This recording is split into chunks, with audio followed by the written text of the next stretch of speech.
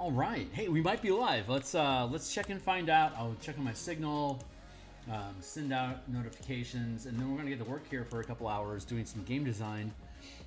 We're converting the most recent Unearthed Arcana that Wizards of the Coast released for Dungeons & Dragons 5th edition 2024 to utilize the color mana system that we've developed for use in MTG campaigns. So MTG plus D&D equals color mana spell point variant rules.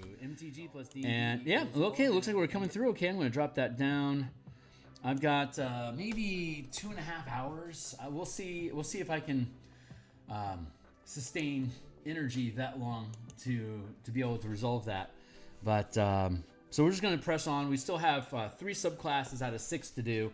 We've got a decent chance of getting that done today. So I'm going to do some social media posting here real quick, and then we're going to dive in. So while I press the social media buttons, instead of having a countdown from like 5 minutes to going live, I'm already live. Hey, because I'm not that technologically advanced. I just kind of manually mutt my way through this stuff. But so let me go ahead and, yeah, this is all looking good here right now. Okay, so let me do my intro spiel here real quick with you guys, and we'll get to work. So my name is Phil Kearney. Hey, what's up? I create role-playing games. I illustrate them. I publish online. And I've been a DM since 1987. I've been a Magic the Gathering enthusiast since 1994. I've been a freelance illustrator in the fantasy, sci-fi, game and book industry since 1999, and I've been creating content for Dungeons & Dragons 5th edition since 2018. What inspired me, I never really had an urge to create homebrew mechanics because in 2nd and 3rd edition there was so much content produced.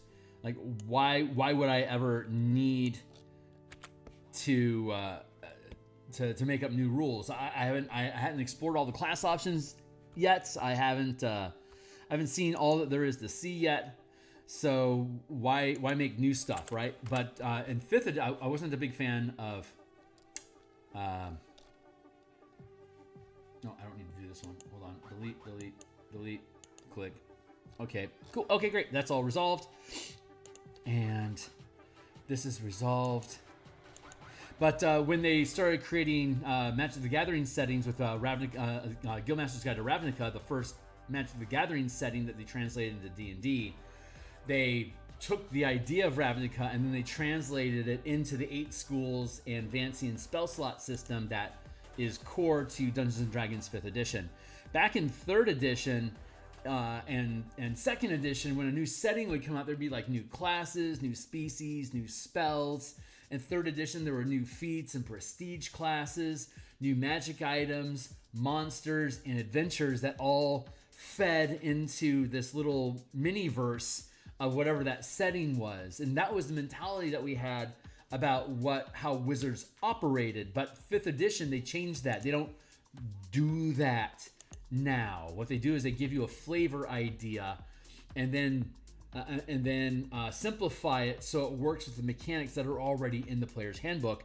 The logic there is smart because it won't shatter the player base. Like the books that you sell can be used by everybody because they don't clash with other content. You don't have to worry about overcommitting on any particular budget. Like, you can get the Spelljammer box set and have literally everything that WotC has pretty much done with Spelljammer that costs money at that point, and it's built so simple that it just folds back into the core rule books of the player's handbook, DMG, and Monster Manual with some added flair, but for the most part it is completely compatible. You don't need, like, they didn't provide you with ship mechanics and like complicated space exploration rules and stuff, even though we all wanted them.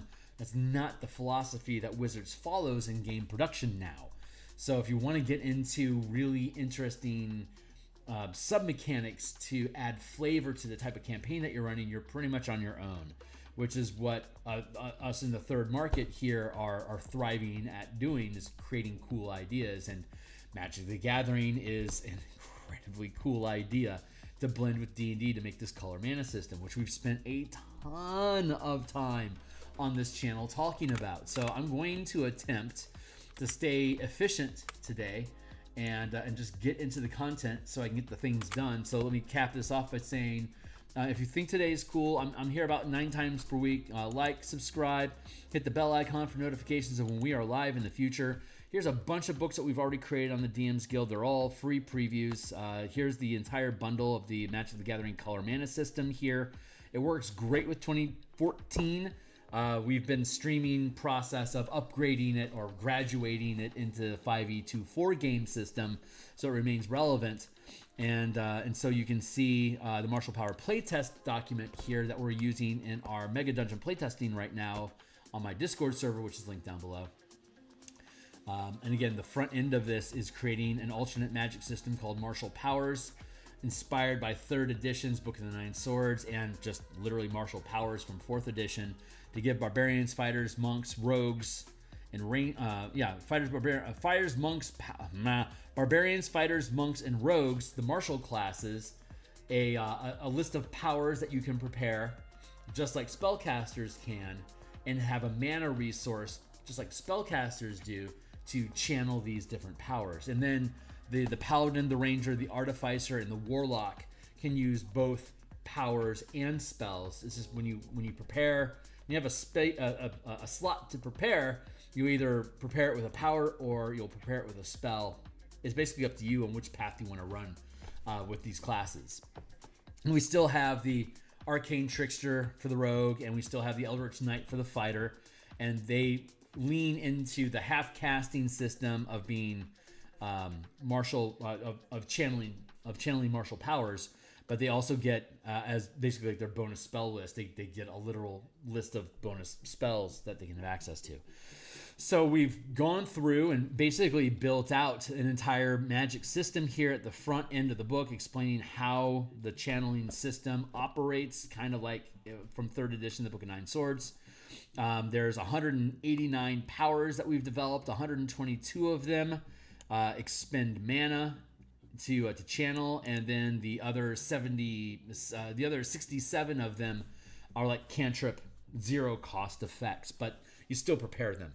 Like weapon masteries that you could use on different weapons. Those become combat masteries, which are basically like cantrip effects, like slowing people, no opportunity attacks, disadvantages on attack. I have advantage to hit you the next time. You're grappled as a result of me hitting you. You get blinded until the beginning of the next turn. Stuff like that. Just a bunch of stuff that gets added onto whatever you're doing with your weapon, but it doesn't cost any mana because it's just a triggering effect, just like the weapon masteries are. So weapon masteries with this system, each weapon has a mastery associated with it, and if you're a martial character and you're proficient with the weapon, then you automatically can use the mastery with that weapon. But you can prepare masteries. So like if you pick up the Vex mastery, for instance, you could use Vex with a longsword, but also with a dagger or a club or a crossbow. You know how to Vex people.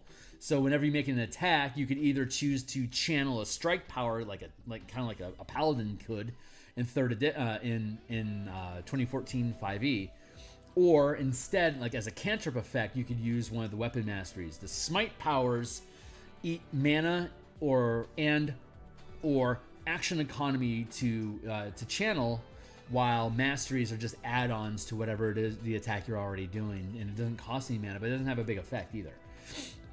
And so we have all these strike powers and reactions and maneuvers. Maneuvers are like spell-like abilities that can be used as actions and bonus, like magic actions and bonus actions, and you can use them both in the same turn. We have reactions. You spend mana, and then you can do a unique type of reaction. And then we have sustained powers, which are self-buff aura effects. You don't have to maintain concentration on any of this stuff. They automatically expire after 1 to 10 rounds, depending on what it is. And so instead of you maintaining concentration on things, you just turn them on, and then they just stay on, and you can't lose concentration. And you can stack them. So a 17th level character that's channeling power can like have up to 5 levels worth of effects active at the same time, like 5 first rank powers, a second and a third rank power, 2 second rank powers, and a first rank, blah blah blah, any combination that you want. You just turn them on and then they stay on. So, but if you do that, if you can also cast spells for every level of power that you sustain, it reduces the maximum level of spell you can concentrate on. So if I'm a 5th level paladin, I can channel and cast 2nd level. If I sustain a first rank power, I can then only concentrate on 1st level spells. If I wanted to concentrate on a 2nd level spell, I'd have to drop that sustained power so all my channels are open, so that I can maintain a full 2nd level spell. A 17th level wizard who can maintain concentration on a 9th level spell. Well, if I had a 12th level wizard and a 5th level paladin, right?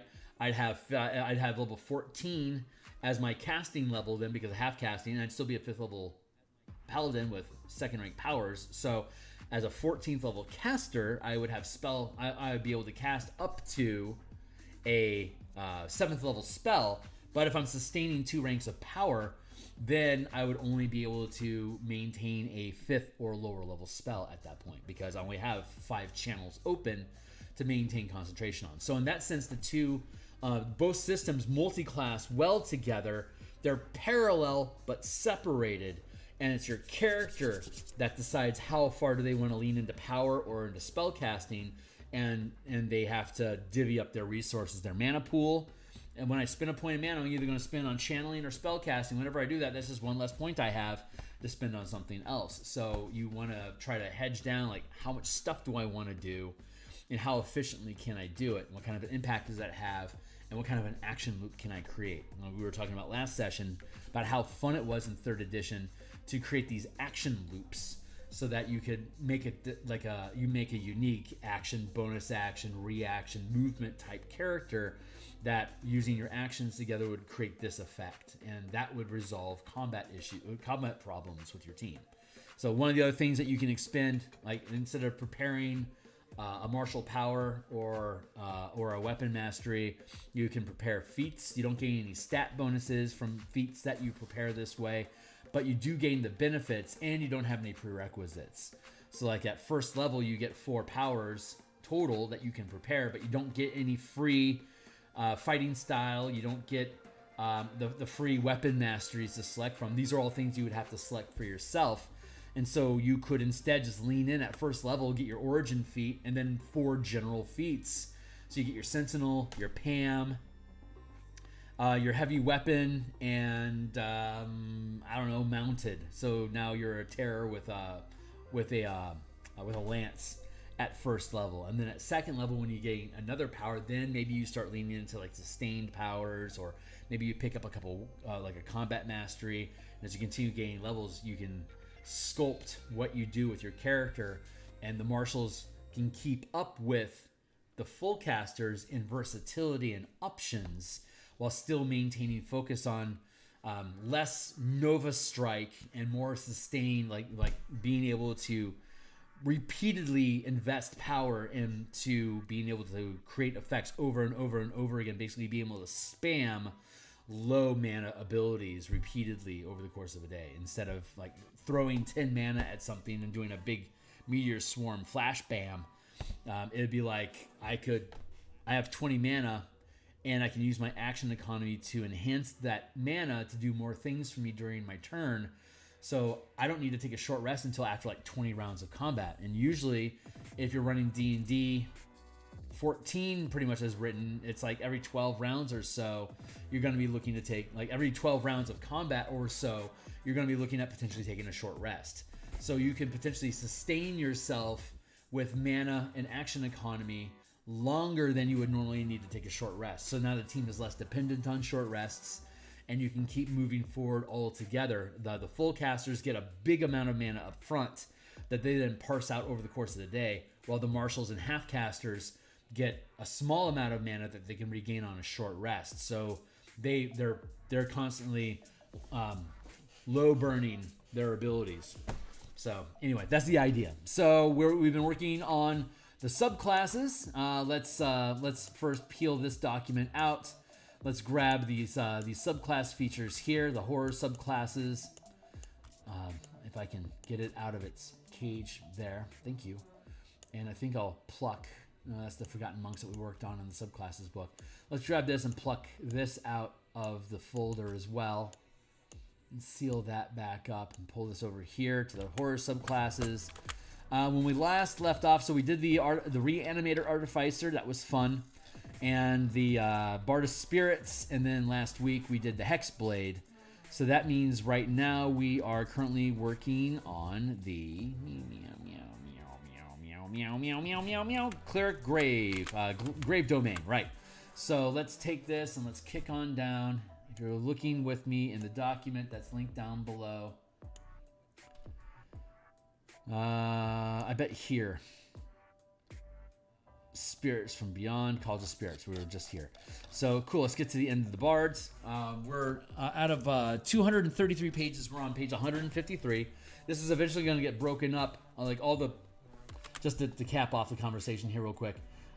If we open up the Magic the Gathering bundle here, there's like 7 books. And these are all for 2014. So we're going to rebuild all of these to be relevant for 2024. It's going to be a big project. We'll probably be working on it over the next 9 months, but that's why I like to stream these things, and this is why I have playtest content available and have my Discord up, so that people that are interested in this stuff can come through, check it out, mess around with it, check out the playtest document that we're working on, and if they want to be involved, be involved. So you're welcome to be here, and bless you if you are. So thanks. This is, I'll never be rich doing this. Wizards will never pick it up because it's too mechanically complicated for what they're doing with 5e. Couture designers like me, this is where we thrive. So this is a side hustle for me. I've got a great day job. I get to log in and have lunchtime to do design stuff like this. I happen to have today off on vacation with a long holiday weekend. So I just decided to take a few hours here to just have a late afternoon jam session, as it were. Yeah, so these are all the books. They all have free previews to them.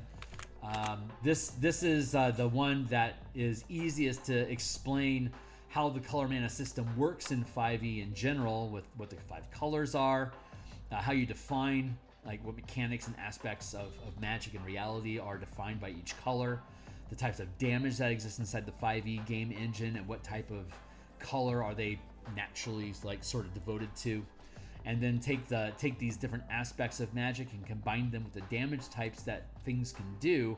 You get the Magic spell list. Like Acid Splash is a cantrip, so it doesn't cost any mana to cast it, but Acid in general is a black and green card sort of thing in Magic the Gathering. So when you're throwing an Acid Splash spell, you might not actually be spending any mana on it, but the way that you would express it would be as utilizing black or green magic.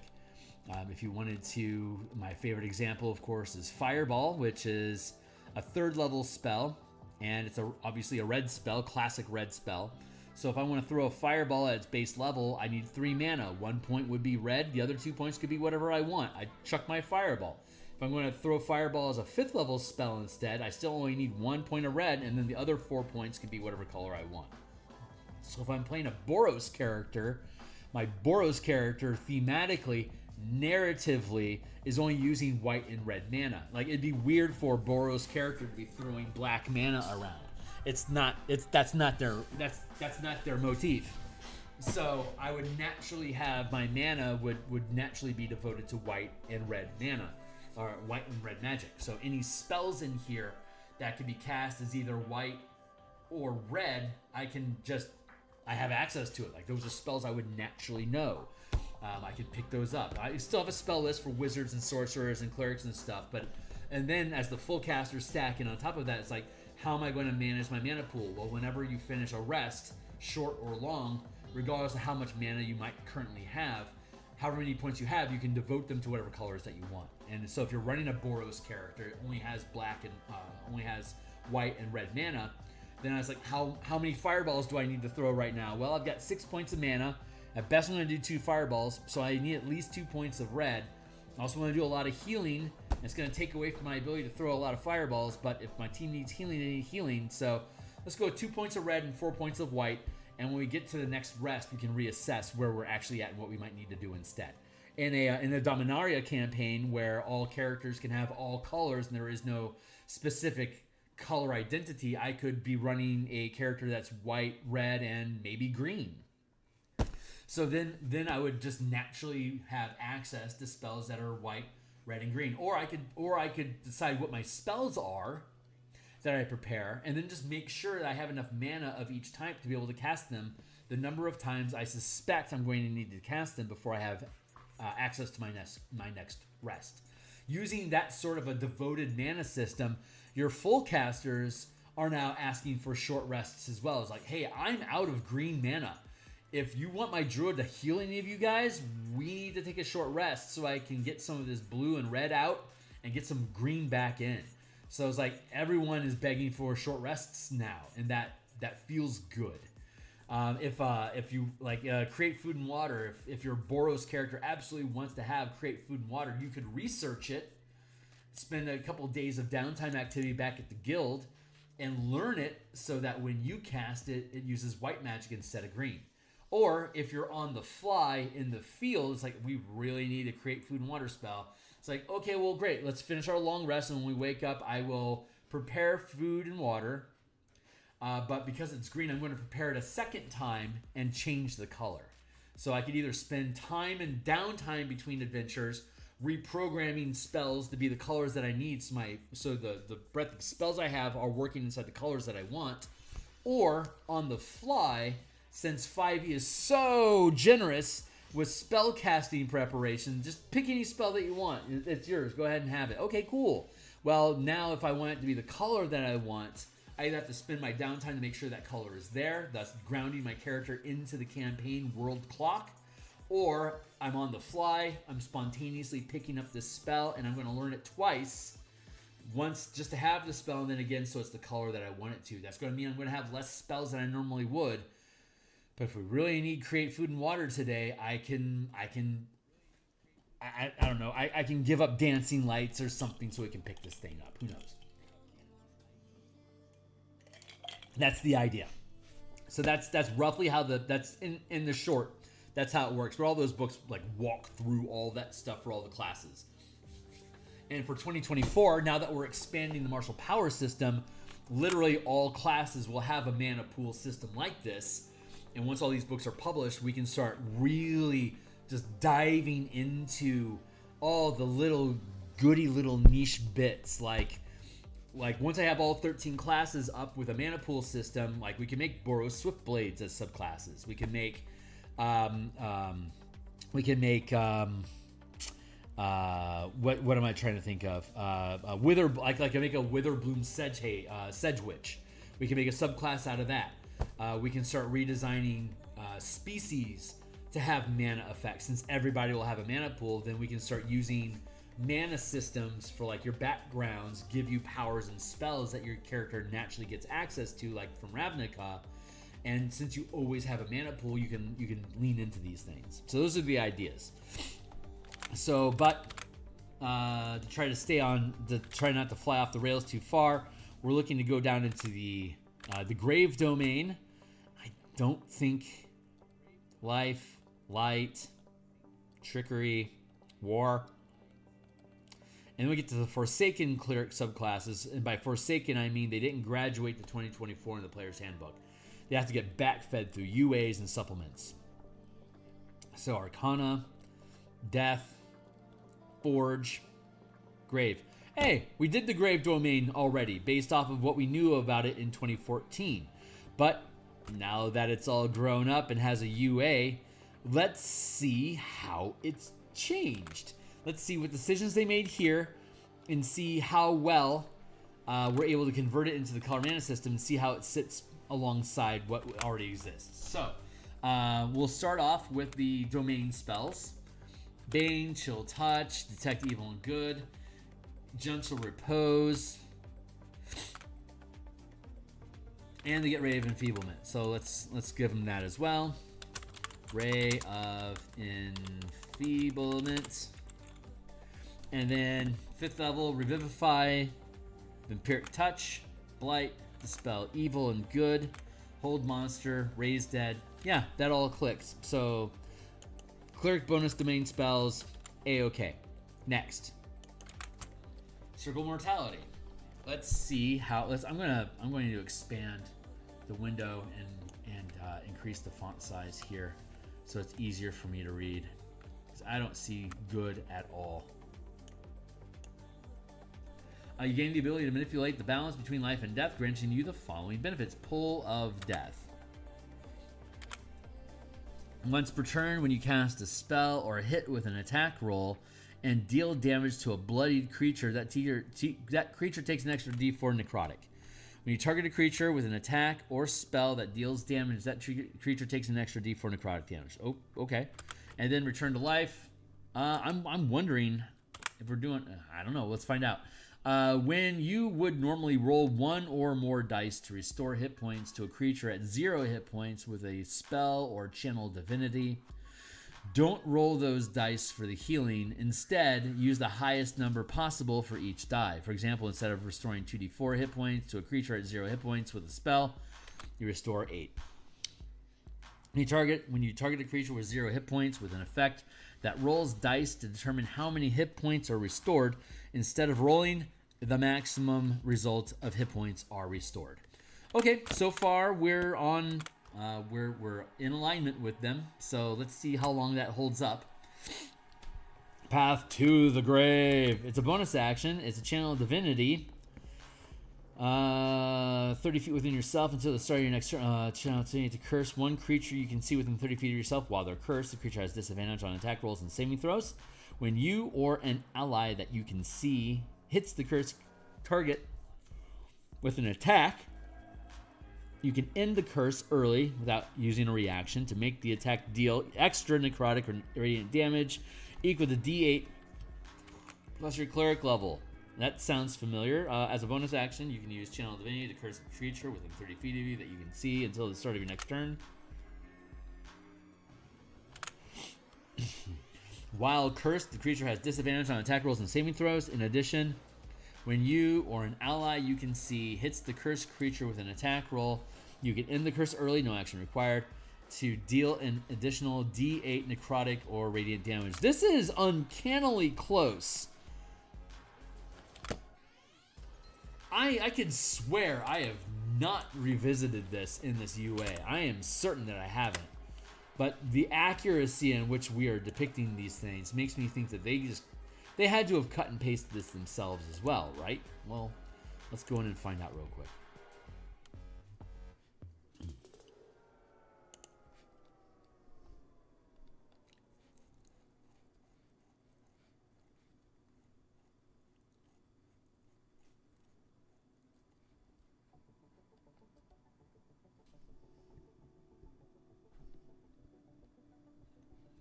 Circle Mortality. I dropped Eyes of the Grave. Kept Path to the Grave. As a reaction, when you or a creature you can see within 30 feet of you suffers a critical hit, you can turn that hit into a normal hit.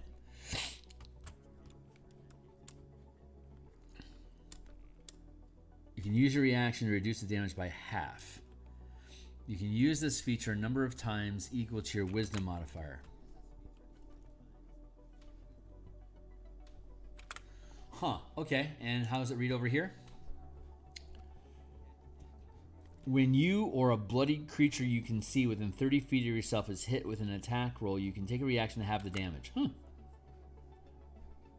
When you or a creature you can see within 30 feet of yourself is hit with an attack roll. I don't have the limitation of being bloodied. Interesting that we both otherwise came up with the same conclusion, though. Well, I can't really complain about that. Let's see how this works. You gain the following. Well, let's see how it used to be. What it was.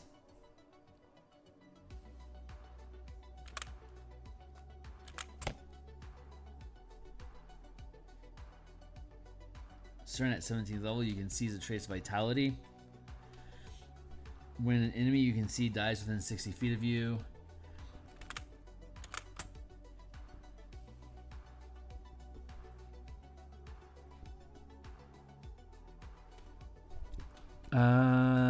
within 60 feet of you, gains hit points equal to the number of hit points, hit dice. You gains hit points equal to the enemy's number of hit dice. You can use this feature. Yeah, that is really weird.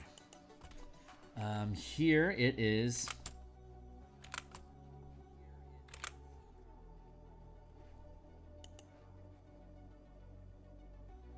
Huh, I must have, I don't know how I bumped into this. I must have done that. Enhanced Necromancy, when you cast a domain spell. When you cast a spell of level 5 or lower from the Necromancy school that targets one creature or a spell from the Grave domain spell table, you can expend a use of Channel Divinity to target a second creature within the spell's range. The spell requires costly or consumes material components. You must provide material components for each target. When you cast a domain spell that targets one creature, you can expend a use of your... When you cast a domain spell, these are domain spells. When you cast a domain spell that targets one creature, you can expend a use of Channel Divinity to target a second creature within range of the spell. If the spell requires material components, you must have twice. I must have caught sight of this somewhere, I guess. I didn't think I'd look through it. Maybe I don't remember looking through it when I was working on the Hexblade. I don't know. Keeper of Souls. When a creature dies within 60 feet of you. When an enemy dies within 60 feet of you, you and one of the creature you can see within 60 feet of yourself regains hit points. You or one creature. When a creature dies within 60 feet of you, you or a creature you can see within 60 feet of yourself regains a number of hit points equal to 3 times. You can use this feature once per long rest. Enemies is important, so you don't Bag of Rat. Bag of Rats is important. When an enemy... An enemy is defined as a creature that wishes you ill and is capable of following through with it through action. Like a rat in a bag might wish you ill, but it can't really do anything about it. So it's not really an enemy. It's just a bag. It's just a rat in a bag. All right. Well, that was easy enough. Cool. I'm certain I haven't seen the Hollow Warden, so let's go look at the Hollow Warden. We'll go back up to the Ranger. Ranger is cool. I am only so. All bragging aside, I'm only so with the Ranger rebuild that Wizards came up with for 2024. But I fucking love the Ranger that we have for this. Ranger is super cool. Very much looking forward to it. Let's get through the Warlock and get through the Rogue.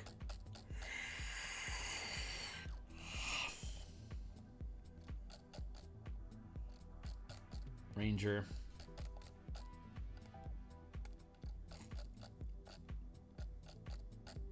All right, here's a Ranger Scaffold. You get 20 mana by 20th level. It's on the half casting progression. You get the channeling class feature, and instead of having a spell called Hunter's Mark, it becomes a class feature called Mark of Prey. We still have Deft Explorer. There are Ranger fighting styles that you could acquire. We have the Ranger subclass and feat, and then you have extra attack property, and then we have the improved Mark of Prey at 5th level, improved Mark of Prey again at is it 9th level? I think that's accurate.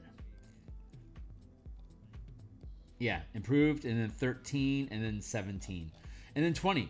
It goes from level 1 to 20. So level 1 it improves, level 5 is improved, 9 improves, 13 it improves, 17 improves, and then capstones at level 20 with Foe Slayer. We still have Feral Senses. We still have Nature's Veil.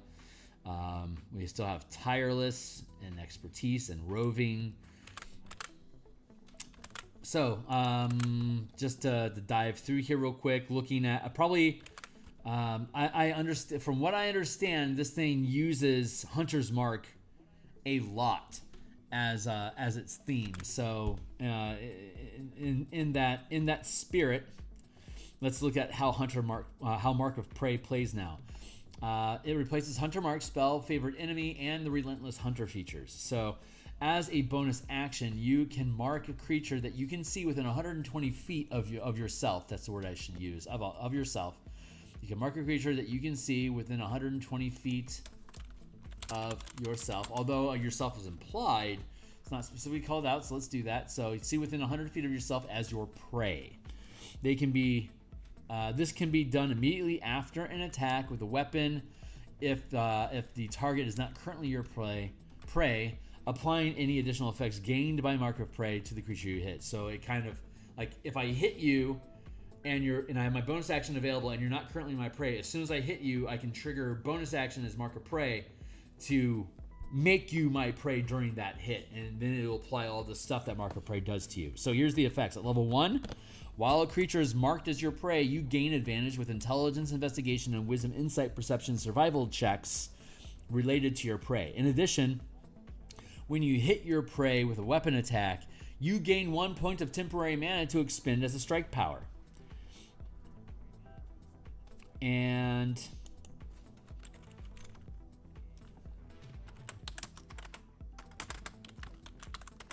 as a strike power, and you add martial strike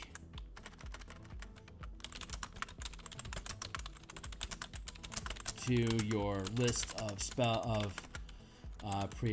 powers without counting against the number you can prepare. Normally when you hit somebody with an attack with a weapon or unarmed strike or natural weapon, blah, when you hit somebody with a weapon attack, you can choose, do I want to use a weapon mastery or do I want to channel mana to deal strike, which is additional, just like smite spells. It's extra damage and has a triggering effect. So while you're my mark of prey, which I used a bonus action to make you my mark, and you stay my mark until I change it or you're dead or something happens, whatever. But while I have you marked, when I hit you with an attack, I generate a free point of mana as part of that attack, which I can only spend on a strike power. If I'm 9th level and I can channel up the 3rd rank powers as a ranger, I could potentially put 3 mana into the strike, dealing an extra 3 dice of damage and some sort of horrible condition effect.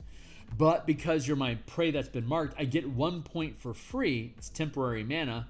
The mana goes away after the attack. So when I hit you, I get a free point of mana that I could then add 2 points from my mana pool, or I could, like, say, sacrifice my reaction this turn for a free point. And if I'm in a sniper's nest and I don't plan on moving, I could then sacrifice any movement that turn and generate an additional free point of mana and get 3 points of mana for free to hold my aim steady and to forget about reactions to generate all this free mana to have a 3rd level strike power hit that target.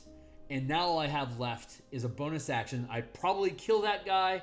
I now have my bonus action is left over. I could, like, maybe teleport, turn invisible, or move my mark to another target that I'll then strike down next round and keep moving around through this sniper rotation. So initially I get that free point of mana to be able to lay in extra pain. The martial strike power allows me to deal extra damage, and instead of imposing some sort of horrible condition upon you, it lets me use a weapon mastery that I have prepared or as part of the weapon that I'm attacking with. So normally I would either spend mana for a strike power or I would use a weapon mastery. I can't do both on the same hit. It's kind of like you can't cast a cantrip and cast a spell as the same magic action. You can do one or the other. One will cost you mana, the other one's free, but you can only do one. This is the same way. Masteries and powers work the same way. So at 5th level, I now gain advantage with weapon attacks targeting your prey. So this is great. It's free. I mean, you have to use a bonus action to mark the prey. But once they're marked and they stay marked, you can continuously get advantage against them with every attack. That's fantastic news for a rogue ranger multi-class mix. But you have to get to 5th level to get access to that. And if you're only running to 9th level in your adventure, that means there's only 4 levels left for your rogue. It's hardly worth it. But it's an option there depending on how far you go. Like, I run campaigns from level 1 to 20 in about 270 hours. So about half the time I'm DMing, I'm playing above 10th level. So, like, these things are... I get to test the fuck out of these because I spend a lot of time in high-level games to see how they roll. We actually started with characters at 17th level, 16th level, when we started using these to see how well they would work at the high end. And when it felt really good to do these things, it's like, okay, well, we got to keep that good feeling. Let's reverse engineer all this stuff so that it's also super cool to use at 1st level. And that's where we are today. By 9th level, when you score, your weapon attacks score a critical hit against your prey with a 19 or 20. Not bad.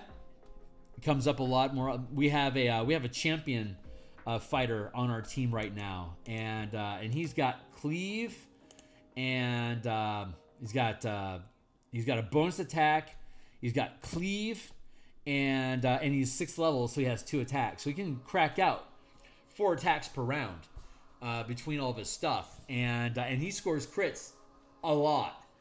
So it comes in handy.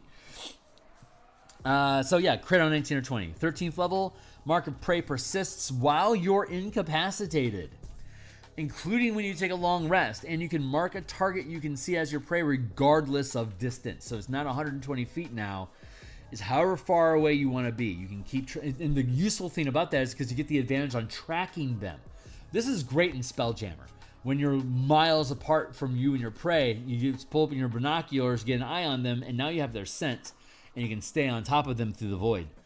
Yeah, and a 17th level, weapon attack scores a crit on a 18, 19, or 20. At this point, you're basically a single class ranger, right? So you're going to be critting like crazy. It's super fun. It's almost impossible for anyone else to get any kind of crit build that way. 17th level ranger and I think 18th level champion are the only 2 classes that ramp into critting like that. Yeah, so that's the mark, and then 20th level, Foe Slayer. Foe Slayer, your Mark of Prey grants additional benefits. Your power die is a D12. The power die, just as a reminder, real quick.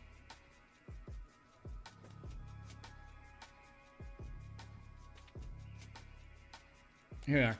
Okay.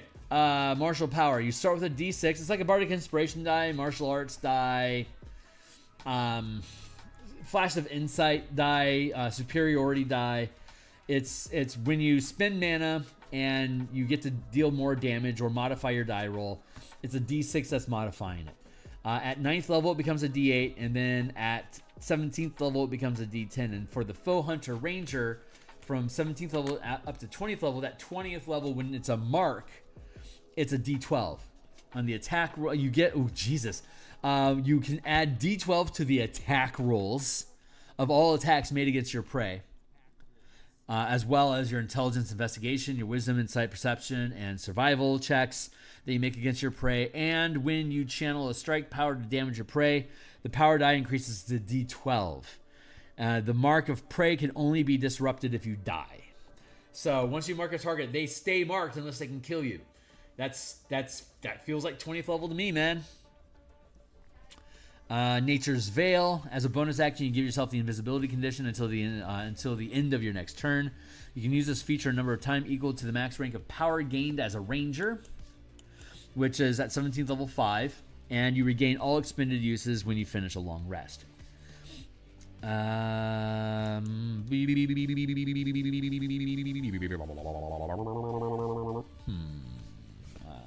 From rest.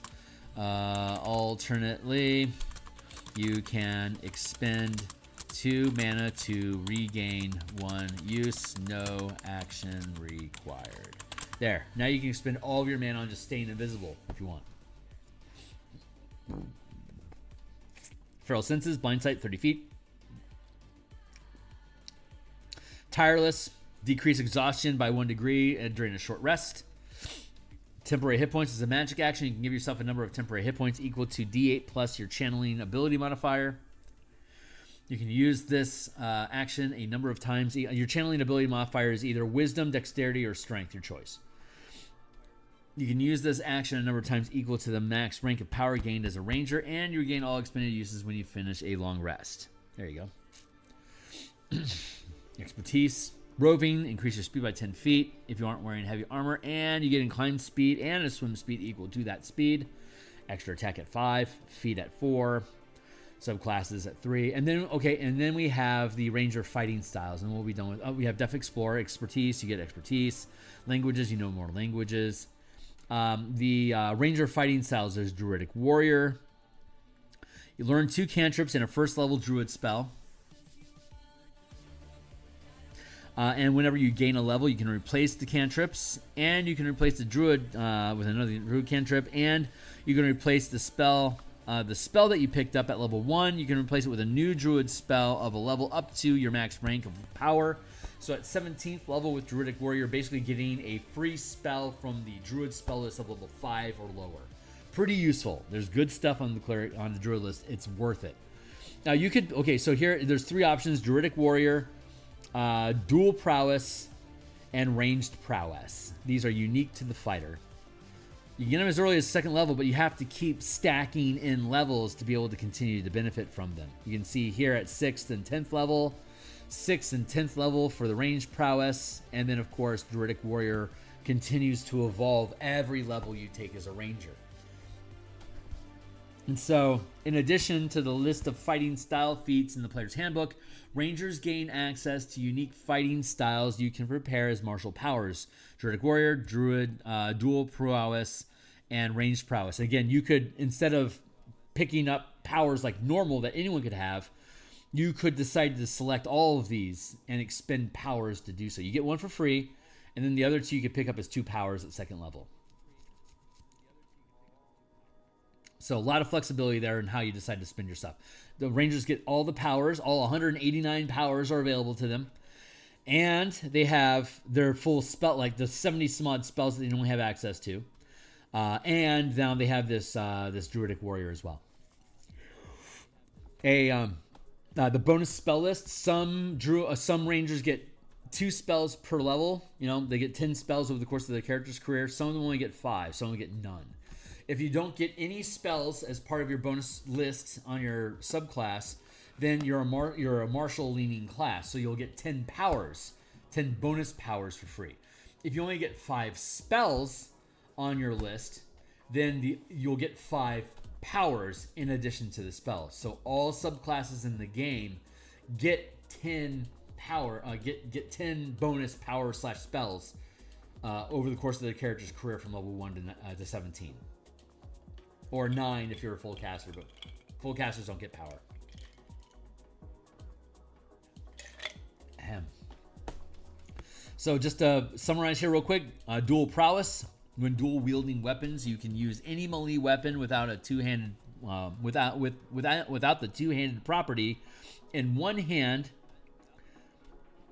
Let's see. In one hand, when dual wielding weapons, you can use any melee weapon without the two-handed weapon property in one hand, comma, and a light weapon you're proficient with in your offhand or unarmed attack.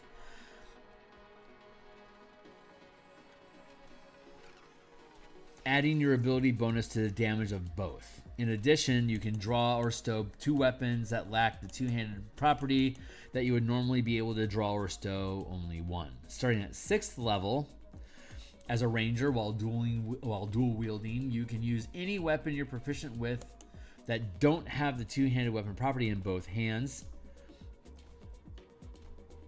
Use any weapons you're proficient with that don't have the two-handed weapon property in both hands. There you go. In addition, when you make an attack with a weapon as your bonus action, you can mark the target you attack as your prey when doing so you don't lose any efficiency there. These obviously don't have access to Nick, but they also do more damage and have different effects other than Nick. Nick is its own thing. Like, if you have Nick, you pretty much have to use Nick as your weapon mastery. Otherwise, you have to spend a bonus action on it, and you're not making use of your weapon mastery. So this lets you use both any kind of one-handed weapons in both hands and not have to rely on Nick. Starting at 10th level, when you hit with a weapon attack, you can use your bonus action to damage the same target with your offhand weapon as part of the same attack, combining the results of both weapon damage rolls together. If the attack is ranged, both weapons must be thrown to benefit from this option. In addition, you can mark the target you hit with this bonus action as your prey when you're doing so. So if I hit you with my first attack, I don't have to roll to hit my second attack. I just deal damage on top of it. I can't double smite as a result of that, but I can't miss either. So pros and cons. And then ranged prowess is for ranged attacks.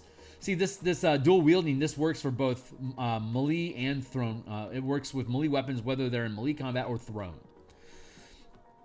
Ranged prowess. When you use strike powers with a ranged weapon, your power die size is not reduced. Normally, like we have up here, your starting power die is a d6, right? So if I'm going to channel a strike power, like say Burning Strike, and I'm going to deal an extra d6 fire damage to you as a result of that 1 point of mana, and then catch you on fire, so you have to spend an action to put yourself out or keep taking damage. If I did that with an arrow, instead of being a d6, it'd be a d4. At 9th level, if I shot you with an arrow using power, instead of being a d8, it'd be a d6. D8, it'd be a d6 instead of d8, and then a d8 instead of d10. And at 20th level, Foe Hunter, if I were to use a bow with Foe Hunter, it would be a d10 instead of a d12. So to keep life easy, the Ranger has their... We create a problem to solve the problem because we're bastard designers. But you have to have something that nerfs at least a little bit the power of ranged attacks in smite scenarios, because you can attack at range. So, having taken that into account, your power die is not reduced at 2nd level. At 6th level, you can make opportunity attacks with thrown and ranged weapons against targets within 10 feet, as though you're using a melee weapon with a reach property. So, there you go. If they're 10 feet away and they move further away, you can make an opportunity attack with them with your thrown or ranged weapon. That is a very sweet ability. And the only way to have access to that is by taking 6 levels of Ranger, which will screw almost all of your other multi-class options. Starting at 10th level, as a Ranger, when you channel powers through a ranged weapon, you can affect targets with the long range of the weapon. Normally, you can only affect targets with powers up to your normal range. But with this, you're allowed to do so at long range. We have all these rules outlined here in preparing powers, kicker cost, temporary mana, empowered actions, types of power, how they work, what you use to trigger them, duration of effects, unless it says otherwise, it lasts 1 minute. So you don't have to worry about concentrating or thinking about it. It's just, has it been 10 rounds? Yeah, okay, if the effect's end, over. Range of effect, unless it says otherwise, everything can be targeted up to 60 feet away with a power. Ranged weapons, when you channel powers with a ranged weapon, such as exploits that improve attack rolls or strikes that increase damage, the power can affect targets within the normal range of the weapon. So like if I'm going to expend mana to ramp my attack roll while I'm using a crossbow, I need to be within normal range of that crossbow to be able to use that exploit to increase my attack roll. But again, the Ranger can ignore that. At 10th level, they can be up to long range away and snipe shit from far away and make people's heads explode. Power. It's fun. Okay, so that outlines basically what the Ranger is capable of doing. So we're now going to add into the Forsaken section. Hollow.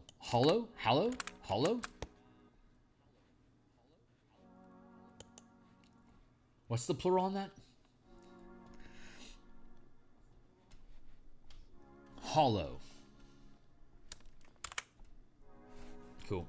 Hey, let's just grab the Horizon Walker here and just cut paste the whole thing.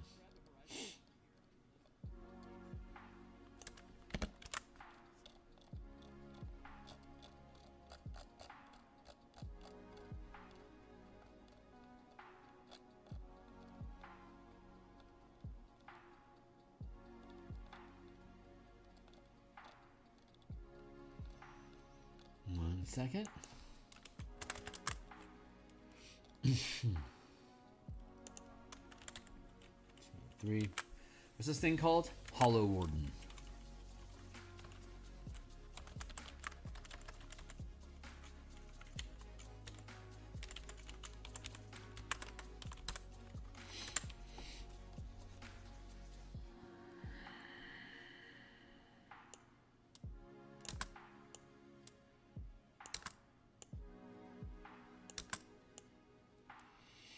Let's erase these.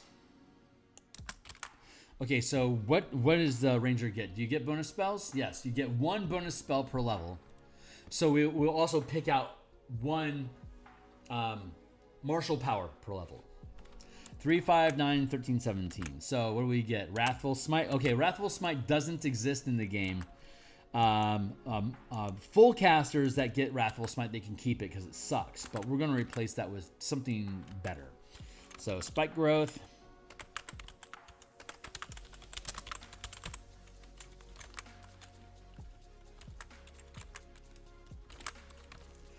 Phantom Steed. Hallucinatory Terrain. Awaken. And so this will have level.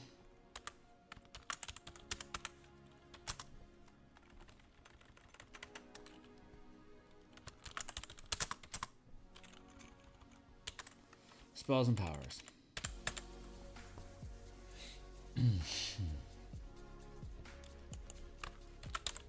Level 3.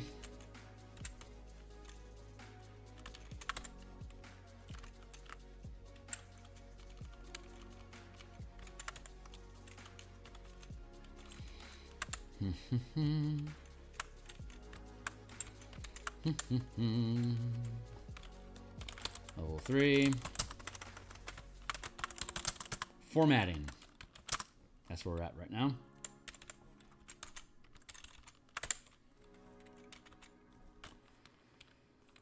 Level 7. Thank you, Timely Timer. Hey, we're doing great.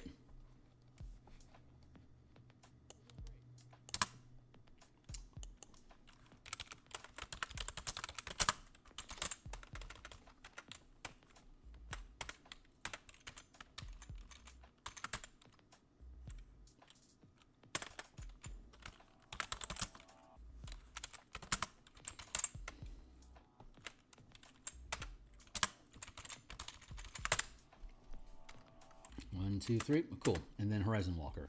I'm gonna fix this real quick.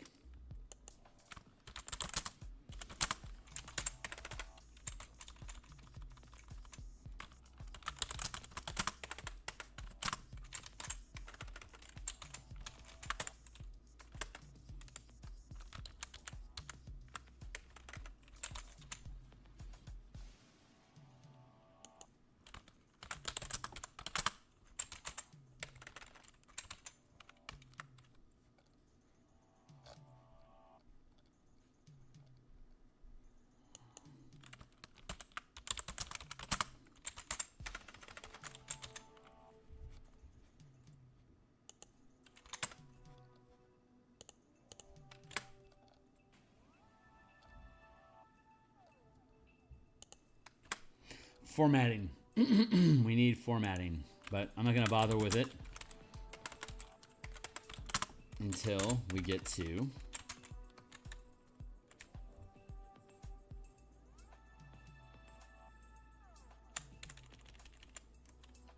there.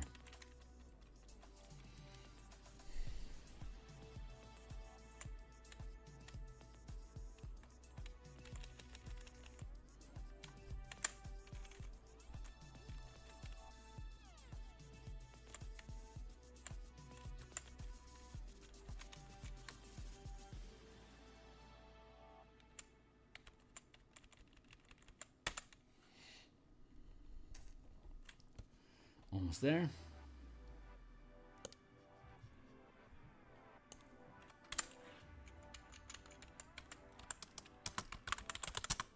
As a magic action. Oh, yeah, this needs supplementing as well. Cool, we'll get back to that. Let's look at what these are.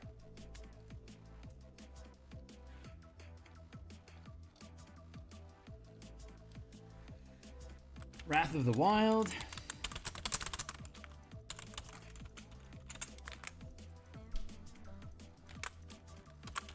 Hungering Might. Hungering Might.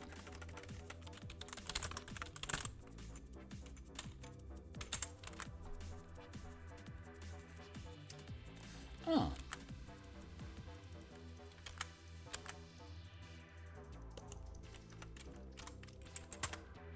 Okay. Did not expect. Here we are. Here I am. Rot and Violence. That's cool. We're off.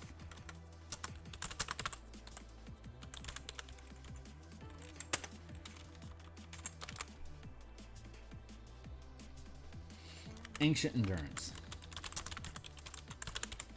Cool. Let's read through these real quick just to see what they are. Never seen this before, so let's read through these, see what they do, and then go back through and parse them.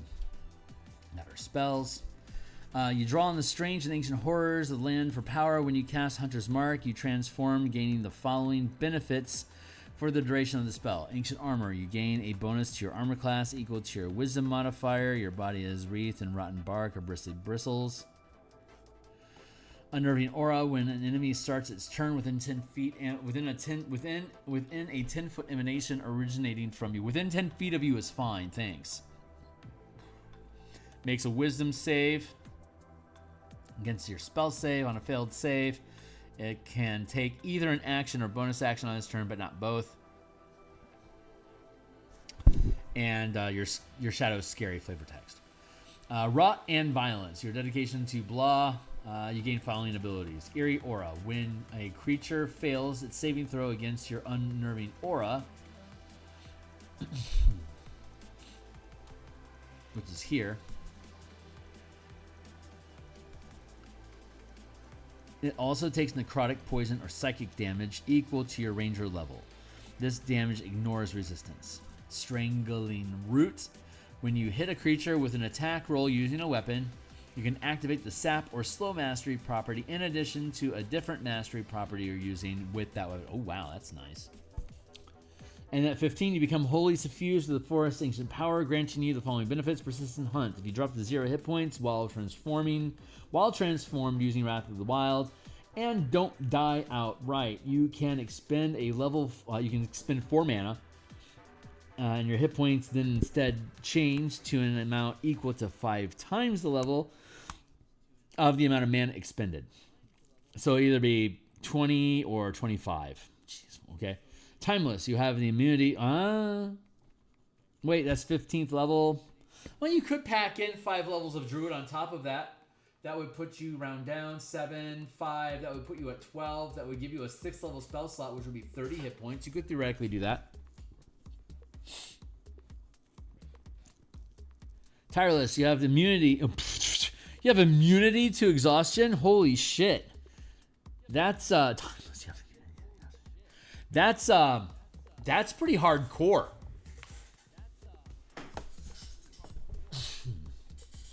You can't starve. You can't die of dehydration. You aren't penalized for never sleeping. Holy crap, that's really good. Okay, so some of this stuff is supposed to be triggering off of Hunter's Mark, which is a first level spell, which is a 1 mana concentration effect. So we're going to create a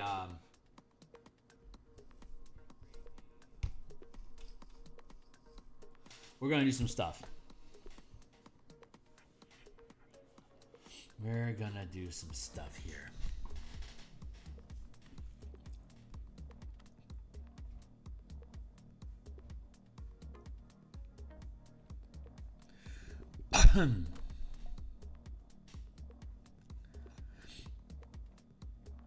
You gain a bonus armor class equal to your wisdom modifier. Jesus.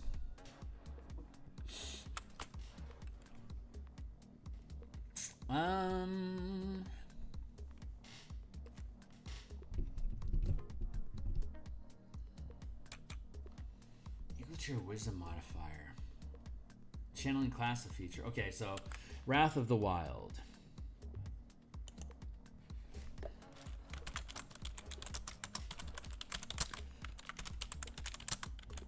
You gain a unique first rank sustained power.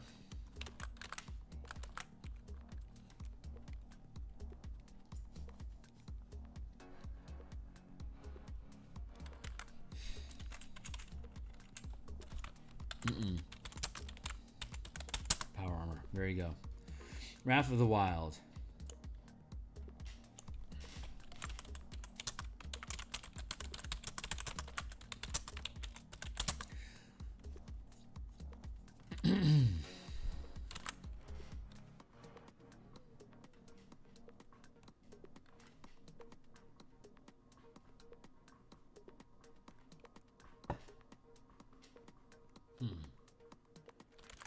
No, you know what? No, fuck that. No, we'll leave. We can leave you with power armor. That's cool. I like power shield better though.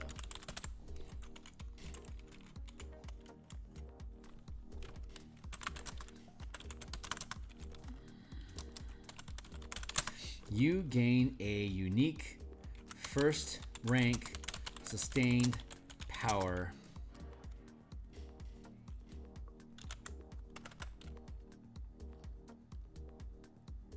called Wrath of the Wild.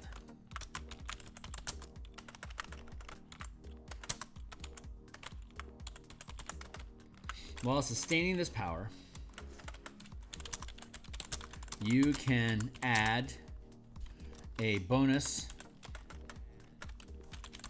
your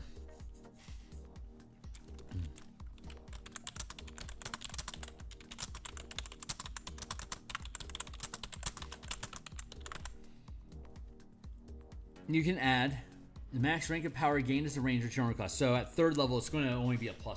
It's not going to be a big deal. But by 17th level, it'll be a +5. In addition, when a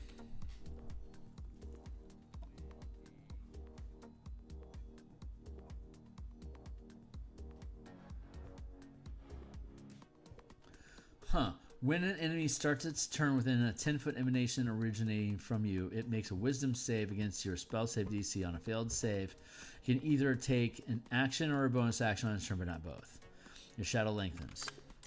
In addition, when an enemy starts its turn within 10 feet,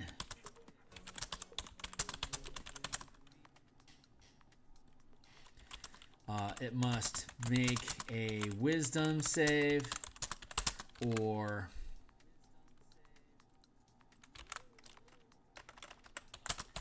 if it fails, it can use either an action or bonus action, but not both.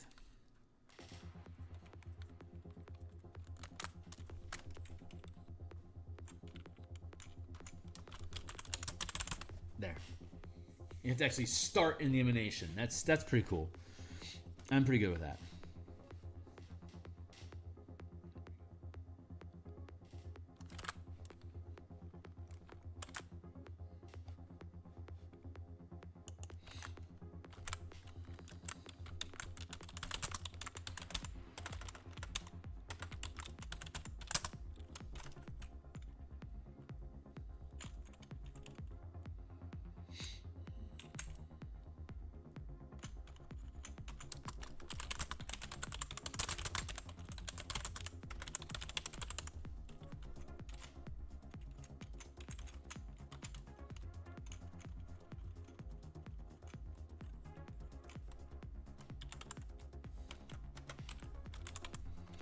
While sustained, you can add your max rank of power gained as a ranger to your armor class, and then unnerving aura.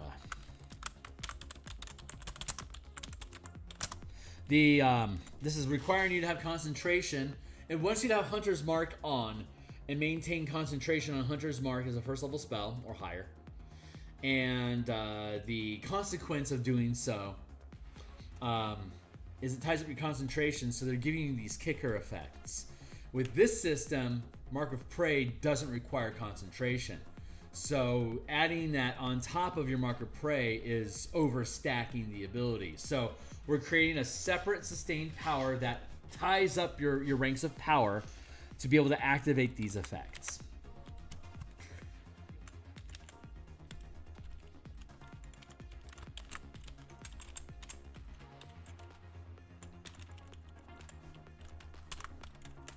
There, that's pretty good. I like that. I think that's fun. 1, 2, buckle one shoe. Hungry and Might, what do you do?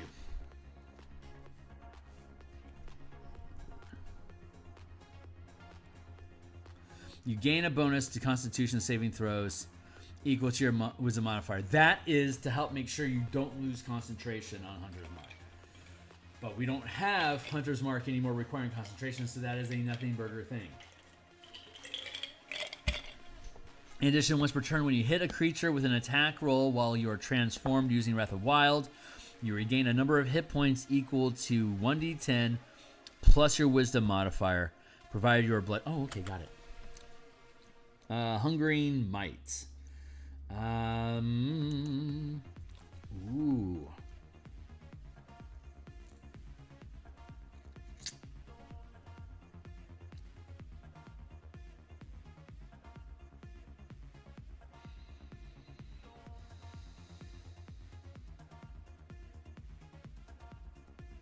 Hold on, I want to go. Let's.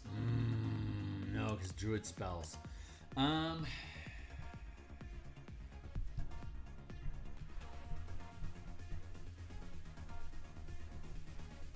I can't. I can't make spells sustain. You have to maintain concentration because a lot of concentration spells target other people. You can't just leave it on all day and forever to affect somebody. That's out of balance. So Hungering Might. Hungering Might is trying to resolve concentration. But you do still maintain concentration. Okay, that's cool. Hungering Might.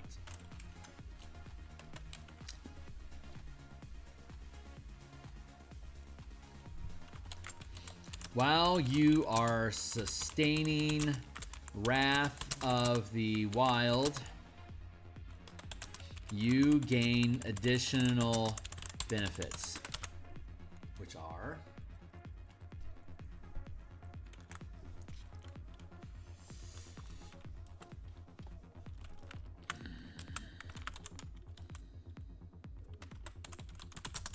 resilient concentration,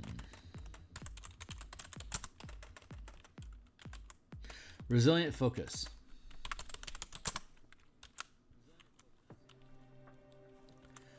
add your max rank of power gained as a ranger to Constitution saving throws made to maintain concentration from taking damage. With the mana system that we've developed, the way that concentration works is that when you take damage, half of that damage becomes the DC of your concentration saving throw, up to a maximum of 30 when you're dealt 60 points of damage.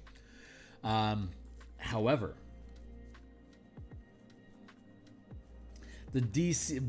whenever you can also lose concentration whenever you make any saving throw, not just saving throw from taking damage. And the difficulty of maintaining concentration increases with the level of spell. So if I'm maintaining a 5th level spell as a 17th level ranger, the concentration check DC becomes 15. Even if, for me to, like, say someone tries to topple me, and the DC, the strength save DC is, like, say 14, but I'm maintaining a 5th level spell. The DC to maintain the spell is 15. When I make that strength saving throw, I might hit DC 14 and not get tripped, but that that roll of 14 is not 15. Since I didn't hit the DC 15, I lose concentration. Let's look at this differently. If that topple was coming from, say, a cloud giant, and the difficulty to prevent from being tripped is 17, if I rolled, say, a 15 or a 16, I successfully maintained concentration, but I still get tripped. If I get hit with a fireball and I make a dexterity saving throw for half damage, whether I succeed or fail the fireball spell, I'm going to measure, do I keep concentration based on the dexterity saving throw? And so regardless of how much damage I take as a result of the dexterity save, if I successfully maintain concentration from the dexterity saving throw, I don't have to make a saving throw for damage because I'm double tapping. It's double risk, and we won't do that. So the first saving throw you make for effect is the only saving throw you have to make to determine whether or not you lose concentration that turn. More complicated concentration, but the benefit is stacking concentration. So that 17th level ranger could maintain concentration on a 5th level spell, but could also maintain concentration on 5 first level spells. Unless, of course, you were sustaining 2 ranks of power, in which case 2 of your channels are locked and only 3 are open. That 17th level ranger would only be able to maintain concentration on a 3rd level spell, while the 2 ranks of power are, those two ranks of channel are locked. So there you go. That's the idea there. So resilient focus. Add your max rank of power gained as a ranger to Constitution saving throws made to maintain concentration and taking damage. At level 7, that's a +2 bonus only. But by 17th, it's a +4, +5. Resilient focus. And in addition, once per turn, when you hit a creature with an attack roll while you're transformed using Wrath of Wild, you regain a number of hit points. Let's go with Bloodied Recovery.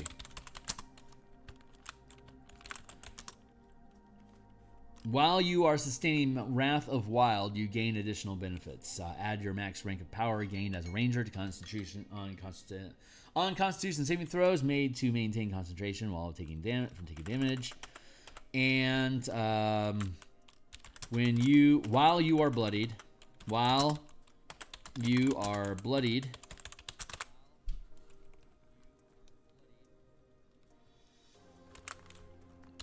when you hit your mark of prey, with a weapon attack roll,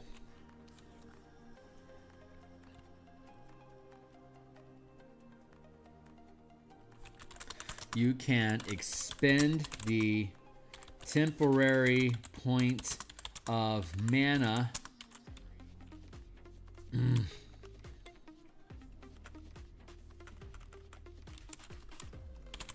the result plus your wisdom modifier. While you are bloodied, when you hit your mark of prey with a weapon attack roll, you can roll a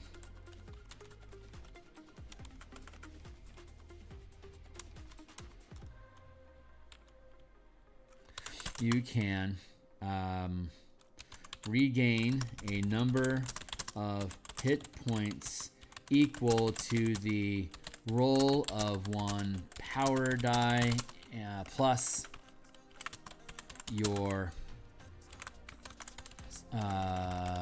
channeling your ability modifier minimum of 1.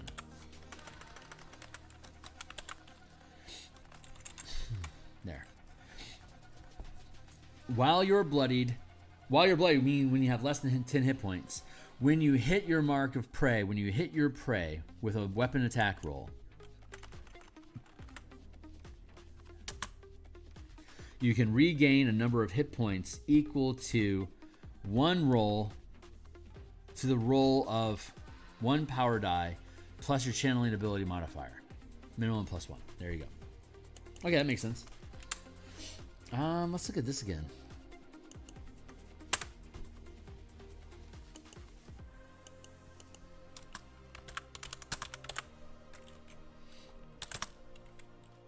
No.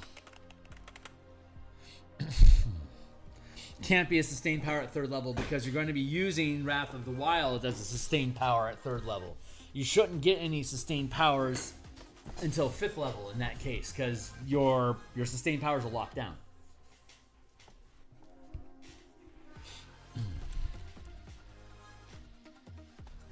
When an enemy starts its turn within 10 feet of you,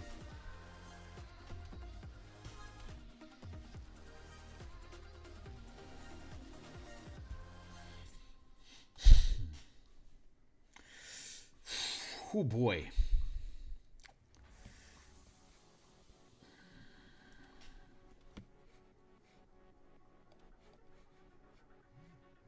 Let's do this instead. When your prey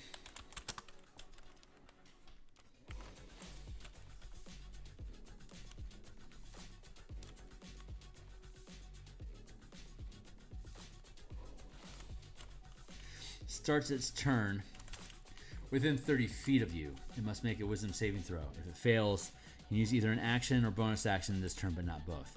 So it's going to be limited only to your prey, but it can be within 30 feet as opposed to any creature within 10. That's obnoxious. This again focuses in on prey using your hunter's mark, your mark of prey, your prey being your focus of your unnerving aura. I think that's better flavor. And being 30 feet away, if it can see you, if it starts its turn, when your prey starts its,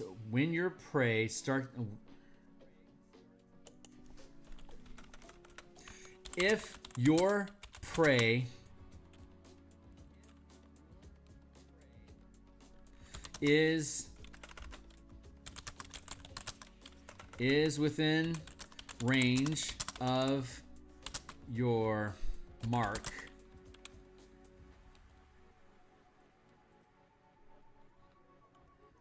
at the start of its turn and can see you, there we go. Okay, so if your prey is within range of your mark at the start of its turn and can see you, it must make a wisdom save. If it fails, it can use either an action or bonus action this turn, but not both. There you go. If it wants to act, it has to get away from you.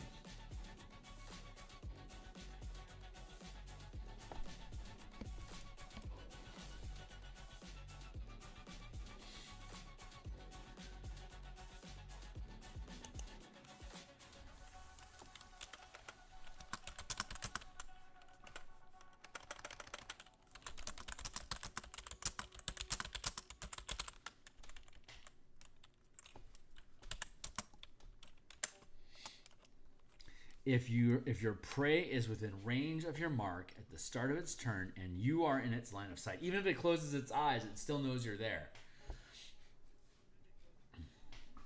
It must make a wisdom saving throw. If it fails, it can use either an action or bonus action this turn, but not both. There you go. Hungry Might, Rotten Violence. Your dedication to the Eldritch Forest. Beings alters you further when transformed using Wrath of Wild. You gain the following benefits.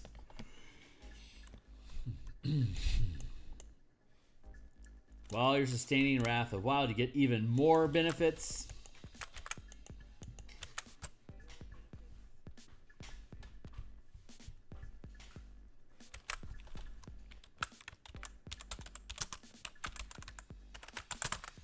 Eerie Aura.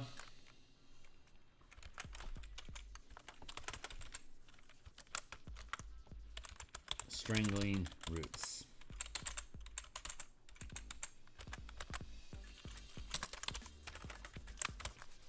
Eerie Aura. When a creature fails its saving throw against your unnerving aura, it also takes necrotic, poison, or psychic damage of your choice equal to your ranger level.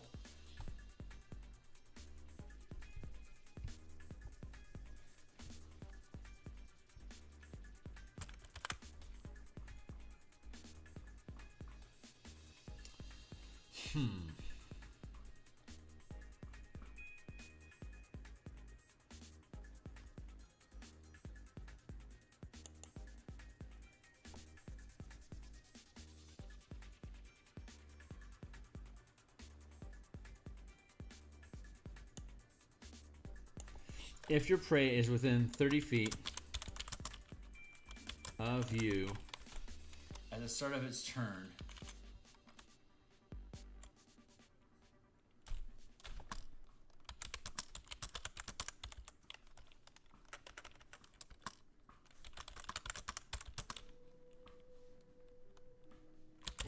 and you can see it.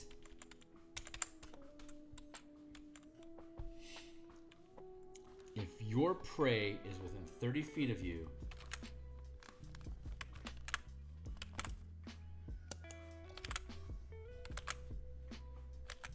beep, beep, beep.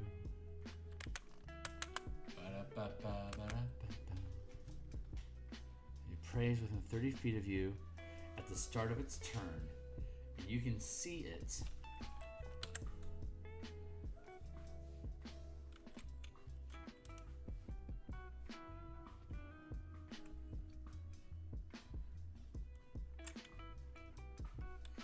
It must make a wisdom save. If it fails, it can use either an action or bonus action, but not this turn, but not both. Okay, cool. That makes sense. And now Eerie Aura now makes sense as well. Let's go here.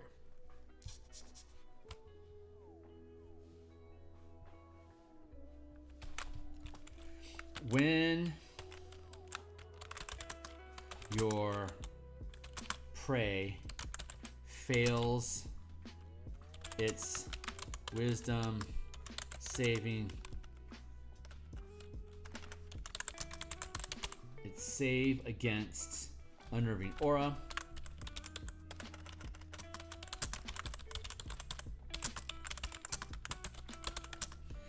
when your prey fails its save against your Unnerving Aura ability, it takes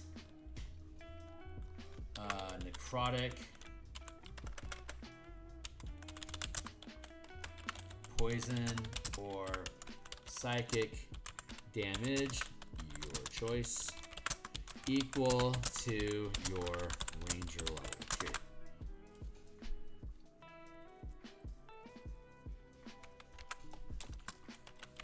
This damage cannot be resisted.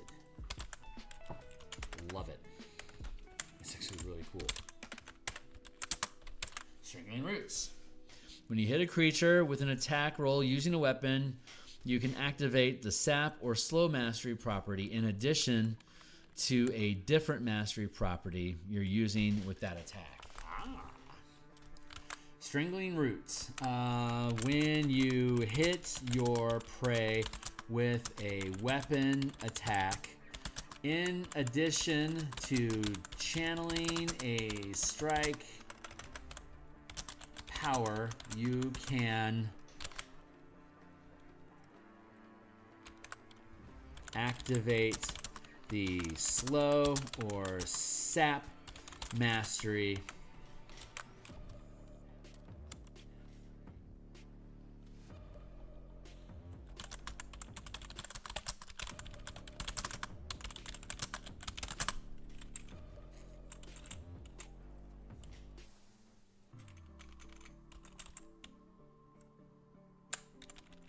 there. When you hit your prey with a weapon attack, you can activate the slow or sap mastery in addition to channeling a strike power.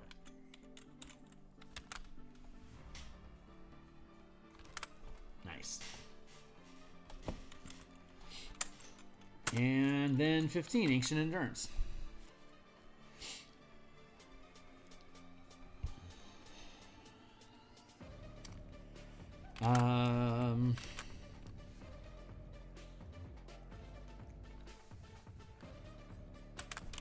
You gain the following benefits.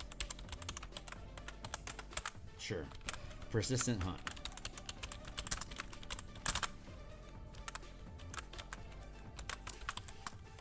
If you drop to 0 HP,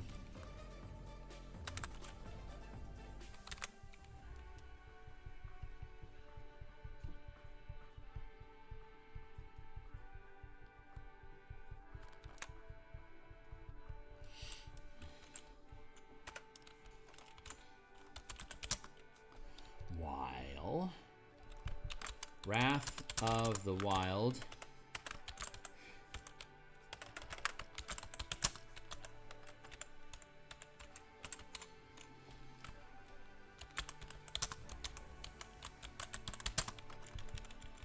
while sustaining Wrath of the Wild, you gain the following benefits.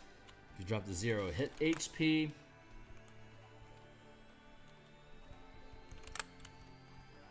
but don't die outright, you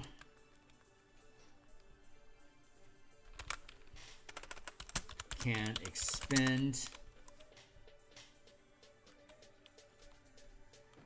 you can expend mana up to the max channel limit gained as a ranger.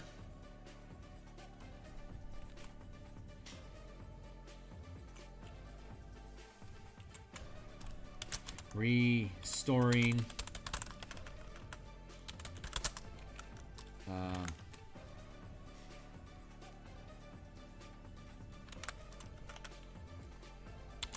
5 times the amount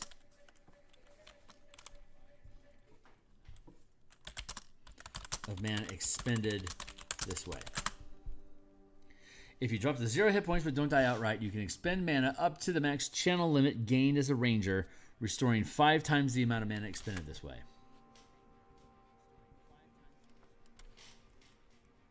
No limit.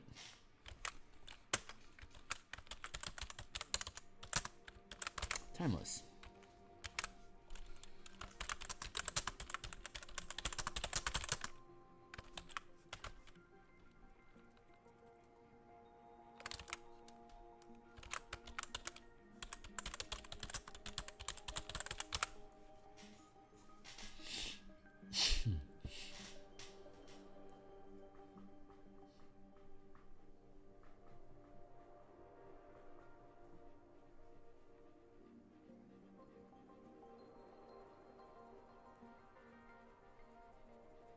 Ancient Endurance.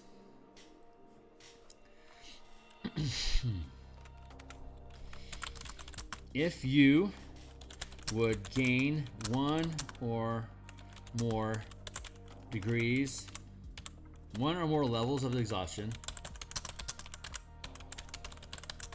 you can expend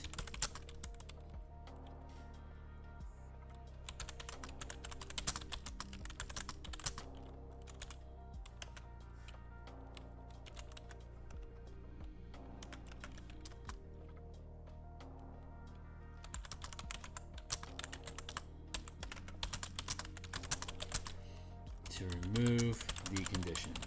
There, that's being immune. There's something wrong with being immune. I don't know what it is. There's something wrong with it. I can feel it's wrong. Having the ability to have to pay to neutralize it leans into what you can already do with Tireless. So I think that jives well.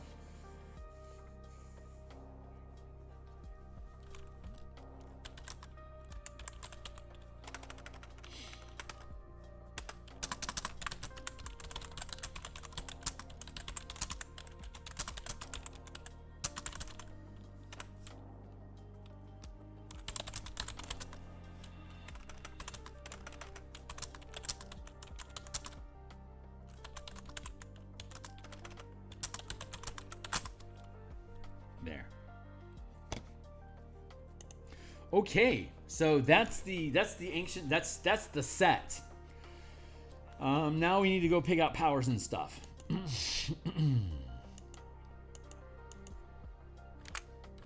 So let's go pick a stack of powers. What makes sense? Looking at 3rd level, Ancient Armor, Unnerving Aura.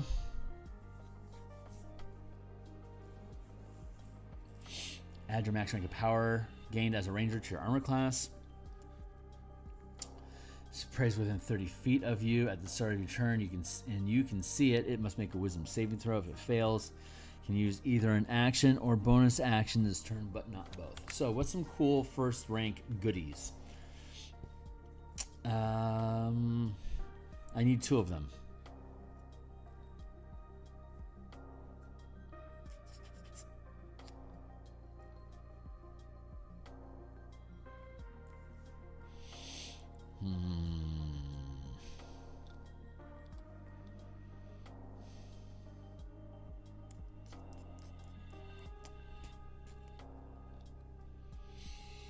Boost your armor, reduce action economy.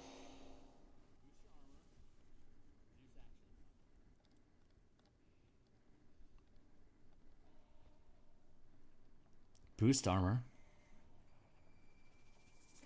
reduce action economy.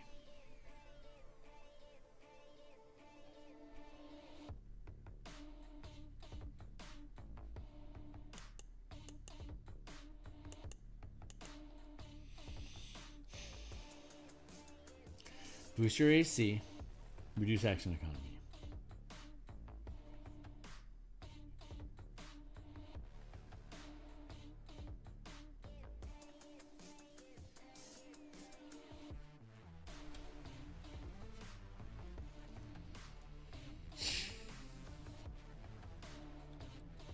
I don't want sustained powers.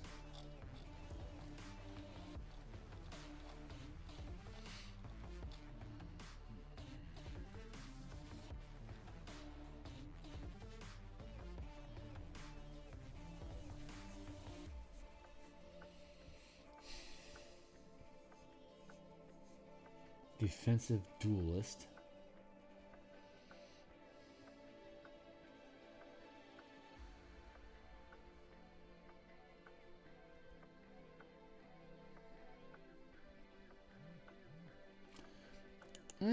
Poisoner, Piercer, Mounted Combatant. Poisoner might not be bad.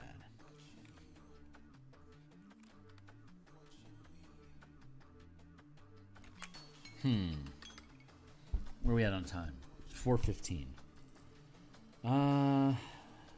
Jesus. Maybe if we start at the top end and work our way down, maybe that'll make more sense.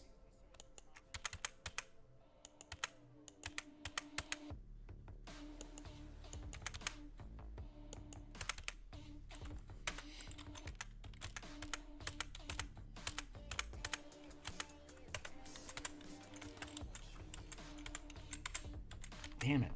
I need this. I want this to click into place.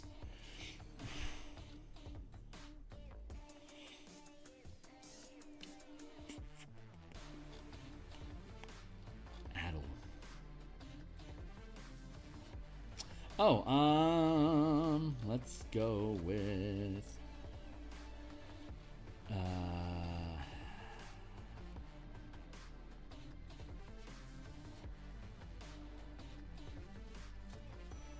direct curse, roll of the hit, saving grace. No.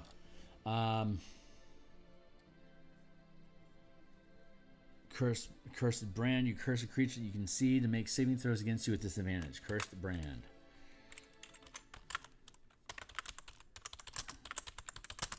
That is read 2. Do that at 5th level.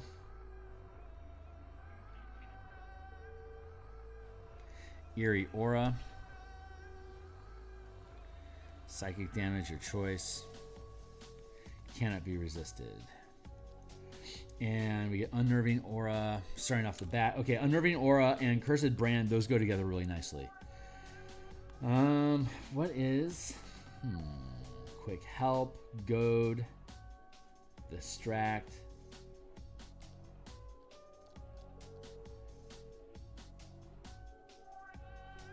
Cooperative Effort, Empowered Effort, Overrun, Rush Attack, Settled Channeling. Ugh, I need 2 of them. All right, Strike Powers it is. Let's go. Oh, Martial Strike, of course. No, you get Martial Strike for free because you're a ranger. Anticipate, Bait and Switch, Controlled Fall, Deflection, Downtrodden, Feint, Interpose, Reposition, Retaliate. Strike. I think strikes are where it's at.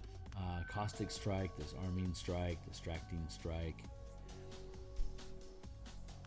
And the next attack roll, the target has against the target has advantage on the saving throw. Is made.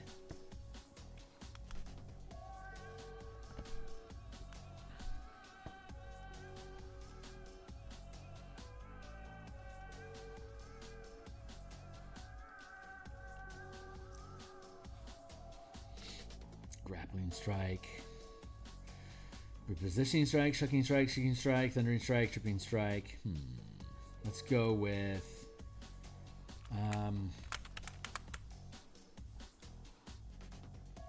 Strangling Roots at 11. Yeah.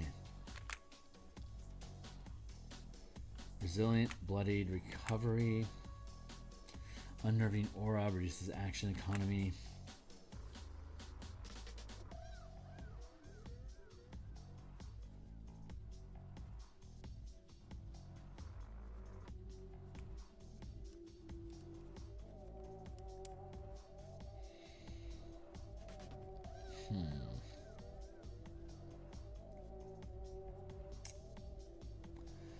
I think I like Goading Strike. No, Goading is second. Taunting Strike, was that it? No, Goading Strike, there it is. Your weapon damage increases by 1 power die. The creature you strike has disadvantage on any attack roll made that doesn't target you. The effect ends if it can no longer see you, or when it successfully hits you with an attack. No, that doesn't feel right.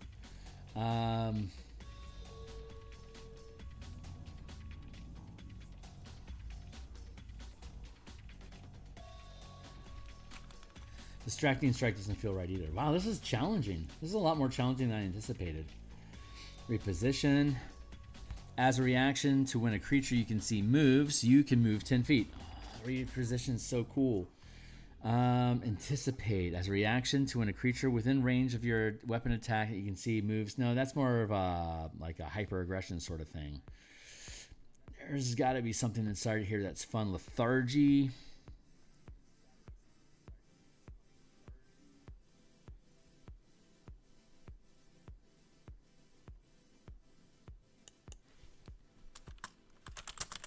But not both. Lethargy's a good one.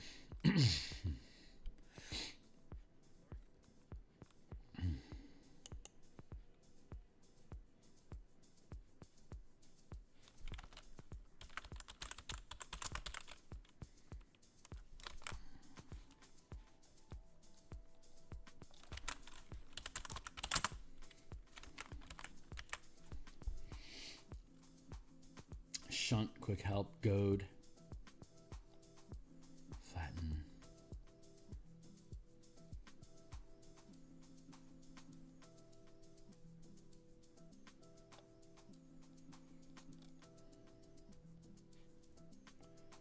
Controlled fall, feint, interpose, countering attack, moving target.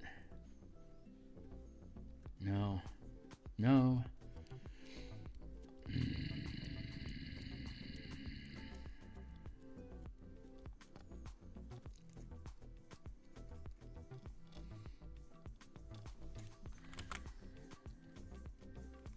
Hollow Warden.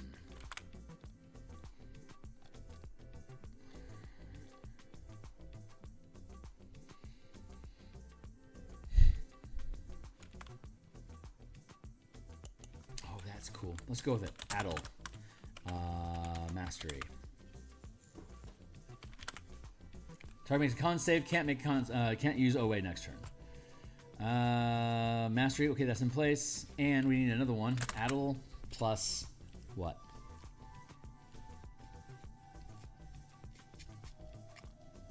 Oh, how about sap, slow. Because we eventually get the ability to use sap or slow as part of our attack, as part of our strikes later on. We may as well pick them up now because you're already getting martial power at first level anyway.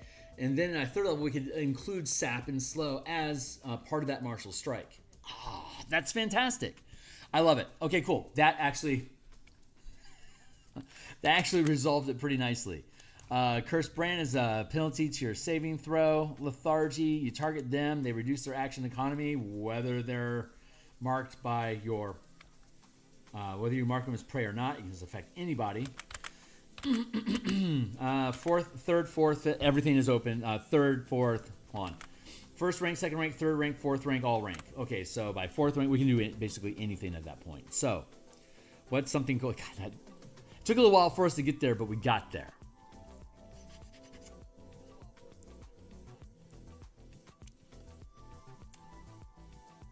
Daunting Presence. While sustaining this power, attacks targeting you by creatures that you can see roll with disadvantage, and when you are the only target of an effect that requires you to make a saving throw, you roll with advantage.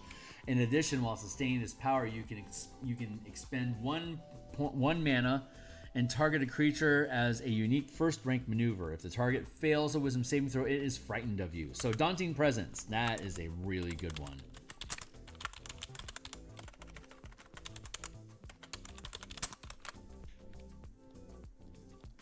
maneuver 3.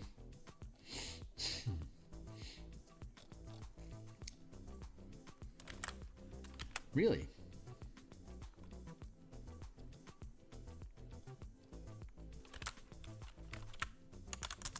Oh, that makes it. Well, we can maintain that at 13th level. That makes perfect sense. I actually like that a lot. Okay, cool.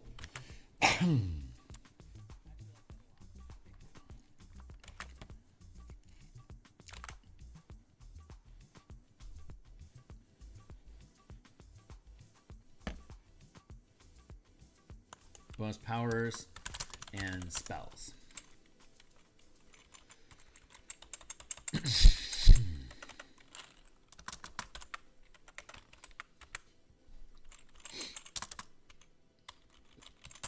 Cool. That actually worked out really nicely. What else we got? Let's go for the big stuff.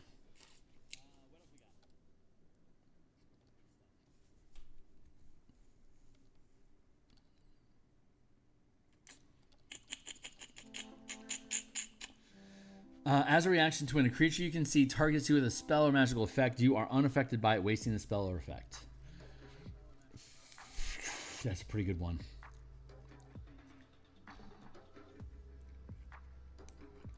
Fate Spinner. And then Master of Fate. Right. As a reaction to when you or a creature you see makes an ability check, attack roll, or saving throw, you can alter fate by rolling a number of power dice equal to the mana spent. You can choose to either increase or decrease the result by the highest power die roll. Nah, not quite. Curse of Exposure. As a reaction to when you see a creature within range taking damage, if it has resistance, it loses this property. Alternatively, if the creature is immune to the damage, it instead has resistance. It instead takes half damage.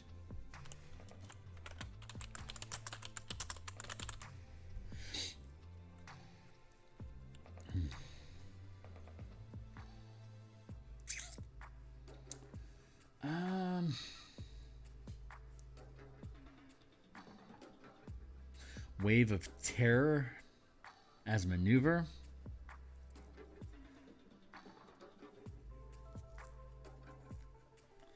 You can choose any number of creatures you can see within 60 feet of you to make a wisdom saving throw. Each creature that fails is frightened of you. That's actually really good. Wave of Terror.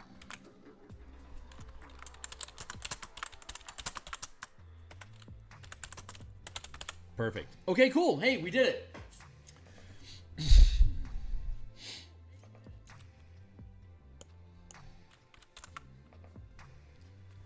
Not so bad. So Ranger is resolved. That only took forever. We've got 2 subclasses to go, and it's 4:30 now. So I'm going to check my stuff here.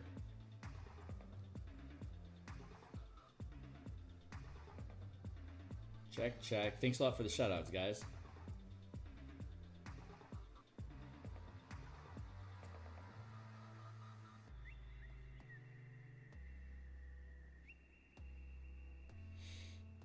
Okay, cool. Let's keep at it. Let's see. Ghost Walk. Wheels of the Grave.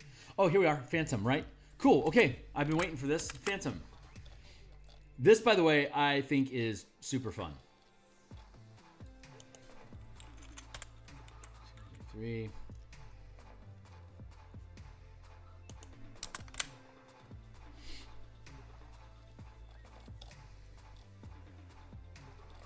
So let's go down to the rogue.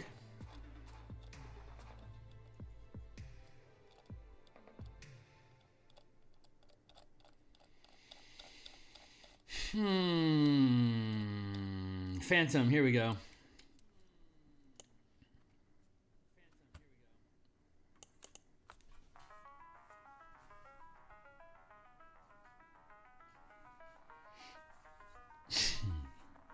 I think that list is probably going to still be relevant.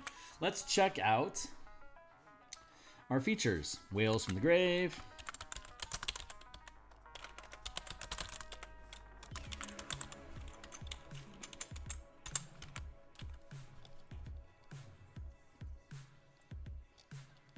Oh, is that it? No. Whispers of the Dead.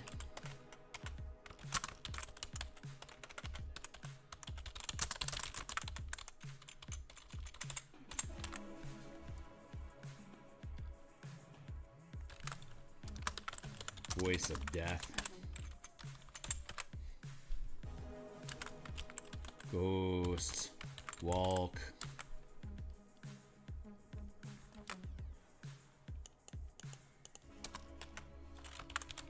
Death's Friend.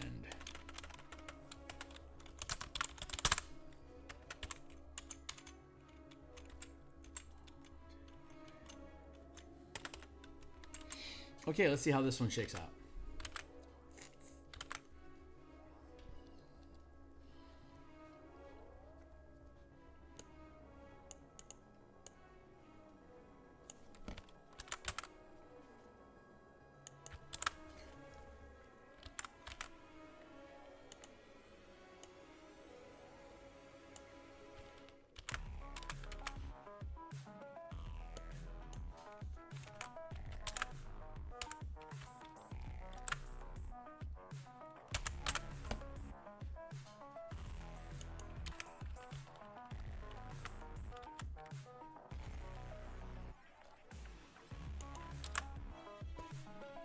Why didn't that work? Shift.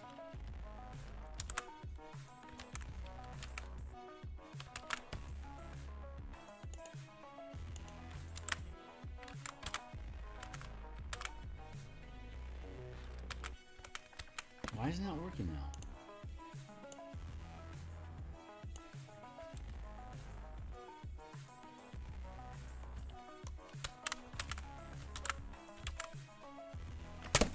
This is supposed to work.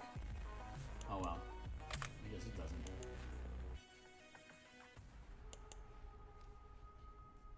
Even after you deal sneak attack damage to a creature on your turn, you can target a second creature that you can see within 30 feet of the first creature. Roll half the number of sneak attack dice for your level. Round it up, and the second creature takes necrotic damage equal to the roll's total. As Wails of the Dead momentarily sound around it, you can use this feature a number of times equal to your dex mod, and you regain all expended uses when you finish a long rest.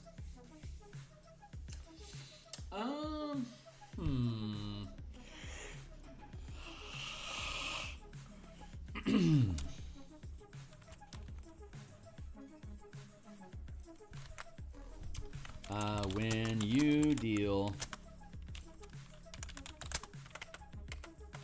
sneak attack damage, when you deal sneak attack damage to, you can target another creature that you can see within 30 feet to take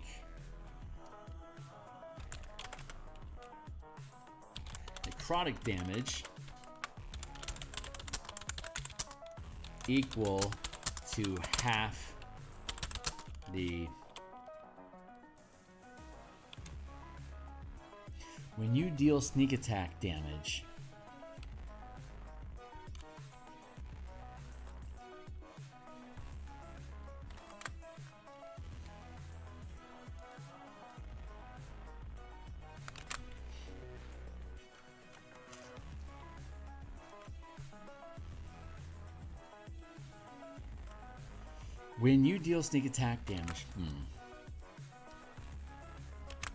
Oh, on your turn.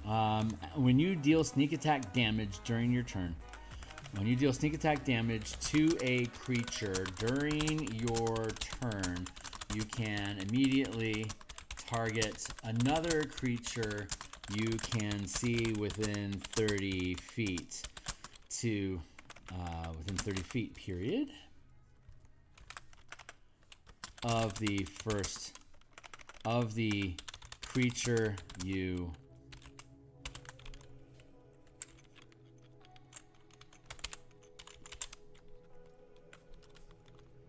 in 30 feet of the creature you hit. Roll half the number of sneak attack dice, round up,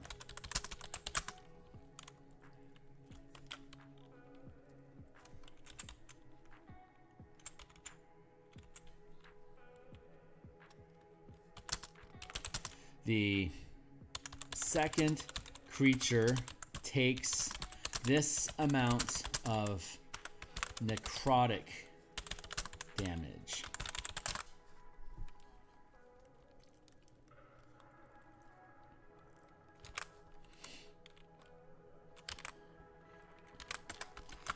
You can use this.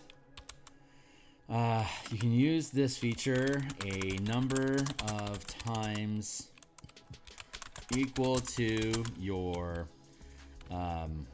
channeling ability modifier. Maximum, minimum of once.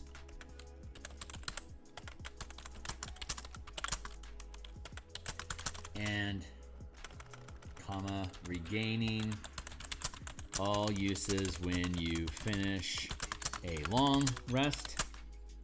You can tell me timer. And you can regain this, and you can regain 1 use when you expend 2 mana, no action required. Okay, so here's the thing. Here's the thing about sneak attack dice. So let's go quick visit.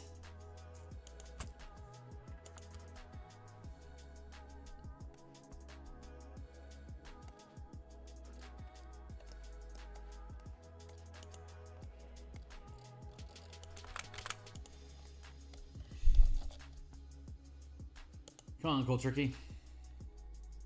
It's freezing up because it's been updated a lot.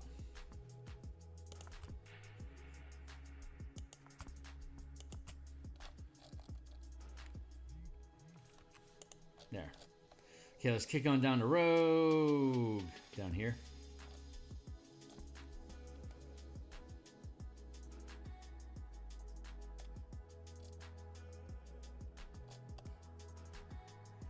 Keep on keeping on. Ranger. Here we go, Rogue. Okay.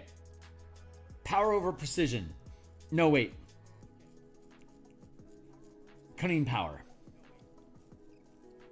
At 5th level, when you deal sneak attack damage, you can choose to sacrifice 2 sneak attack dice to instead gain 1 temporary mana to channel a strike power. Is that accurate? Hold on.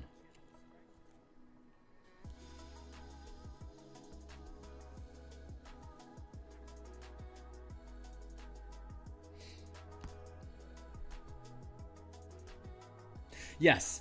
Okay. So 5th level, you have 1st, 3rd. You have 3 sneak attack dice at 5th level.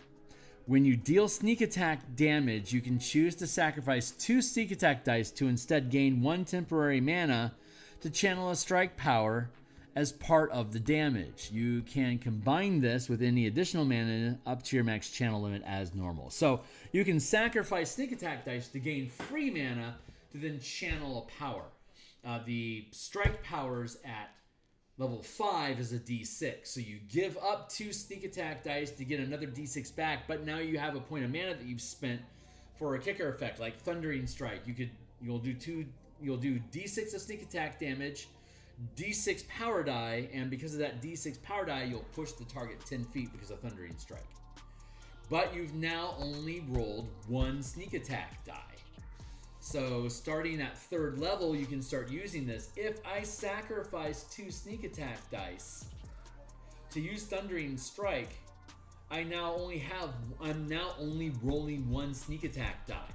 And this power specifically states, Wails from the Grave, when you deal sneak attack damage to a creature during your turn, you can immediately target another creature you can see up to 30 feet away of the creature you hit.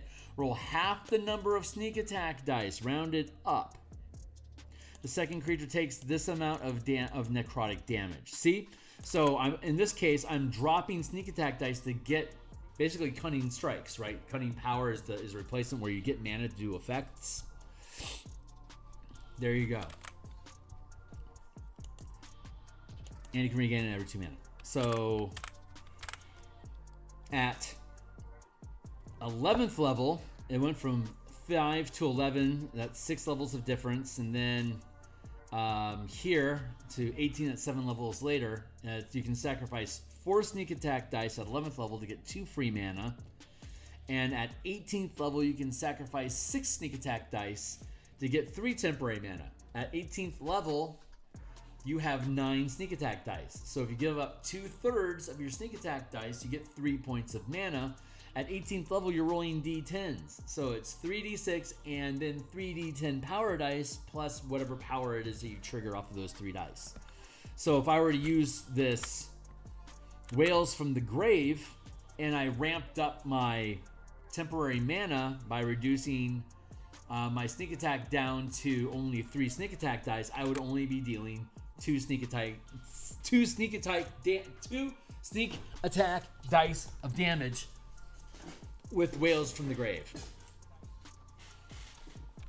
So if you want to use this, you're going to be using cutting power less often to trigger good damage on Whales, but you only cost 2 mana for you to get another use of it. So you could spam your entire mana pool to dump onto Whales of the Grave,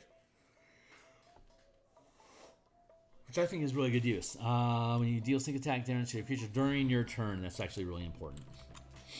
Okay, Whispers of the Dead, back on point. Whispers of the Dead. Whenever you finish a short or long rest, you can choose 1 skill or tool proficiency that you lack and gain it.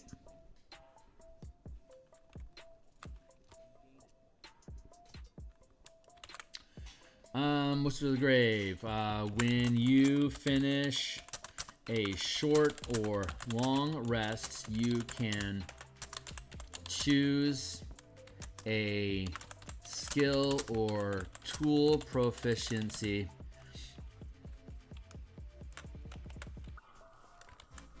proficiency you don't currently possess.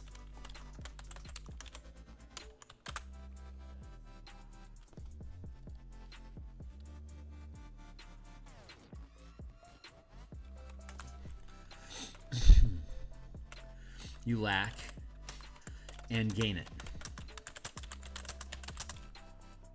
until you choose a new skill or tool proficiency this way, period. That's really easy. Okay, 9, Voices of the Dead. Voices of Death. You can cast Speak with Dead once without a spell slot, requiring no spell components and using Dexterity as your spellcasting modifier.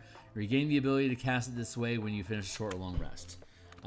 You can cast Speak with Dead without expending mana or using any material components.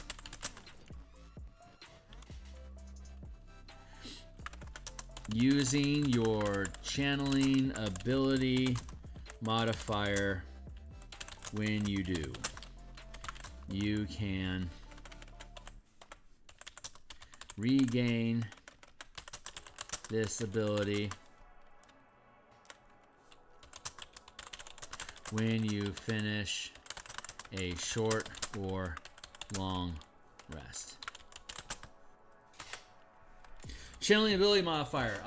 The default. Okay, there's 3 channeling ability modifiers that you can choose from. All martial power and half casters have 3 abilities that they can choose for their channeling class feature. For the rogue, it's Dexterity, Intelligence, or Charisma. Take your pick, depending on how you want to multi-class or optimize your action loops. Ghost Walk. As a bonus action, you assume a spectral form, gaining the benefits below for the 10 minutes or until you end them. Once you use this feature, you can't use it again until you finish a long rest unless you expend and destroy one of your soul trinkets from the tokens of the departed.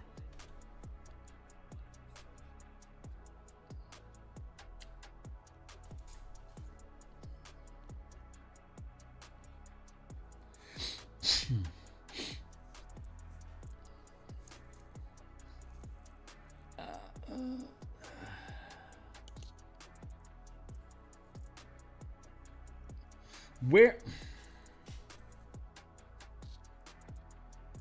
Some rogues walk blah blah. It's going with power.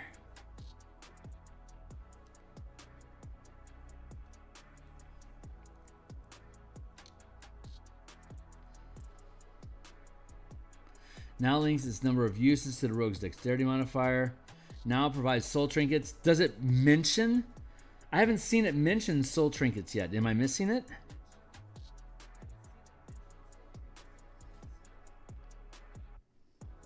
Using soul trinkets. Tokens of the departed. And voices of death. That's where I missed it. Thank you.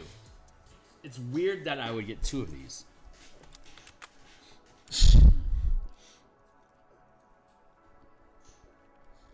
Oof.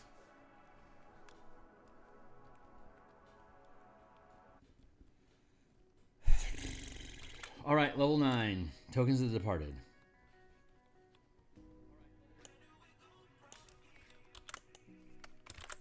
Where do we go from here?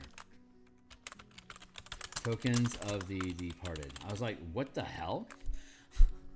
Tokens of the departed.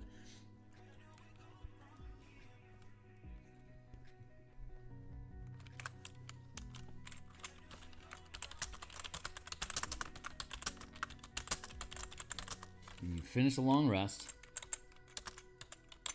You gain 2 soul tokens.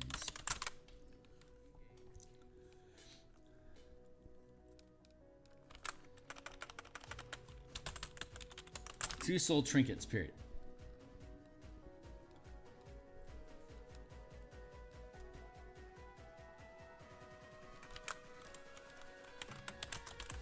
Which dissipate when you finish a long rest.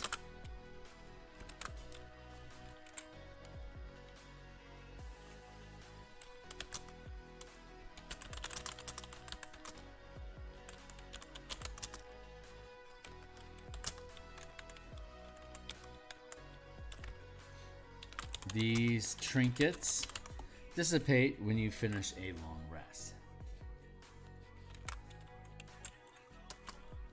If unused. Period.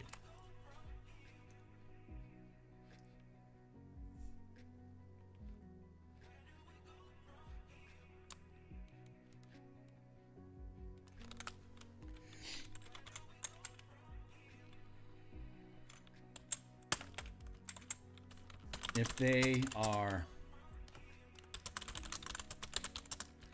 more than 30 feet away from you, they immediately teleport back to your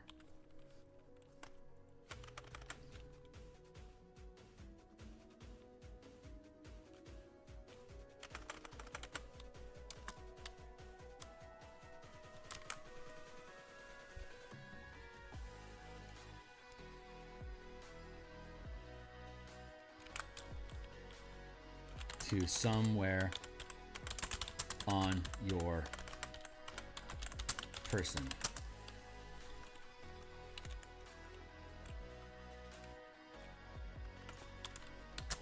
Though if unused, person, period. If unused, they dissipate at the end of when you finish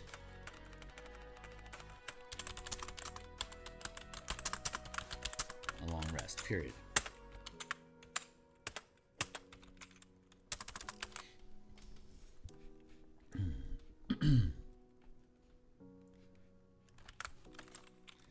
The number of trinkets increases to 3 at 11th level and 4 at 17th level.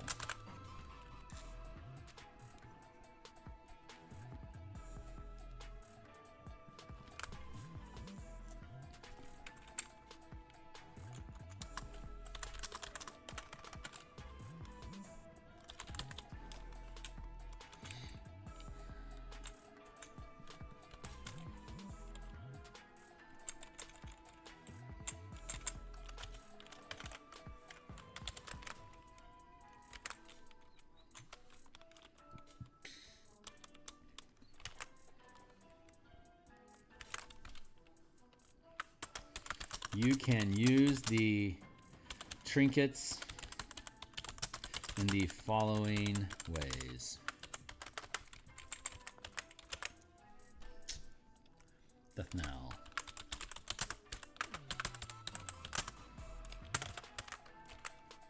Death Knell. Life Essence.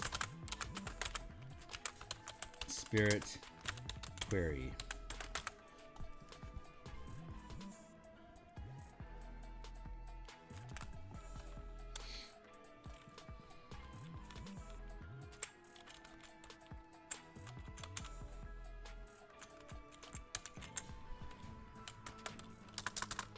Whenever a creature within 30 feet of you dies, you can use a reaction to replace one expended, to regain one expended trinket. Death Knell. When you deal sneak attack damage on your turn, you can expend one soul trinket and immediately use Whales from the Grave without expending a use of that feature. I like that.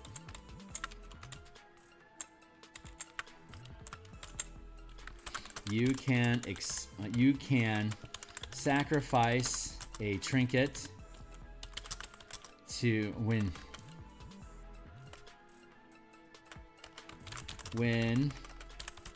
using Whales from the Grave, you can sacrifice a trinket instead of expending a use of that feature. It's actually a really good use.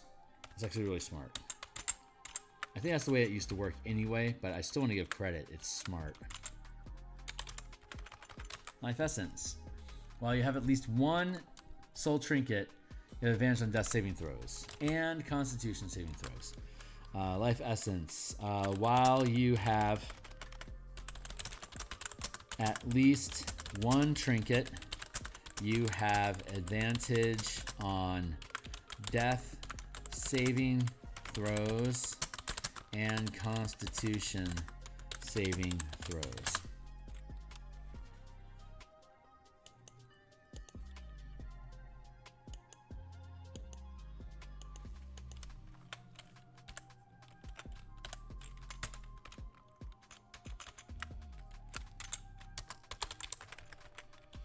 And Spirit Query.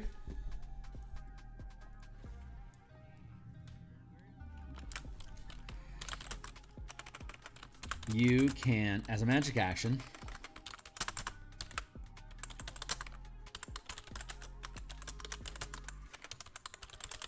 you can sacrifice a trinket to cast the Augury spell without expending any mana or using any material components.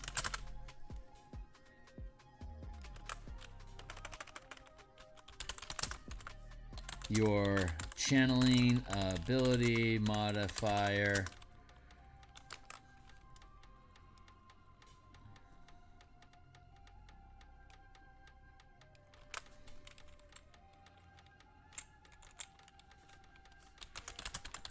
using your channeling ability modifier to do so. Period. Nice. Okay, that ended up working out.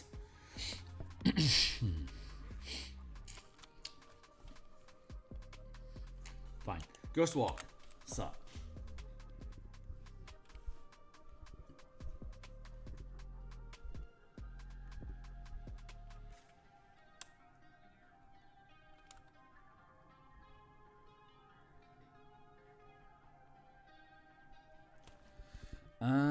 Okay, as a bonus action,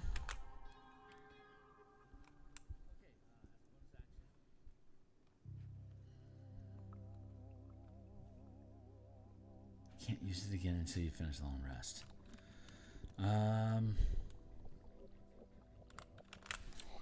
As a bonus action, you can assume a spectral and incorporeal form for 10 minutes. You can gaining the following benefits while active. You can use this feature once, regaining it when you finish a long rest or by expending a soul trinket. Thank you.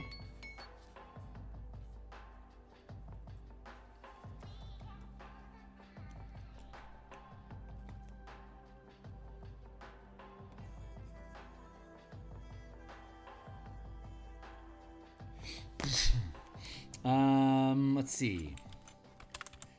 Benefits. Flight. You gain a fly speed of 10 feet and you can hover.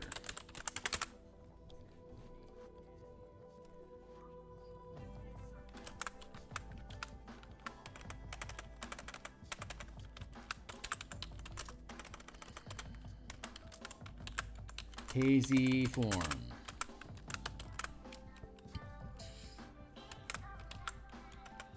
Attack rolls have disadvantage against you.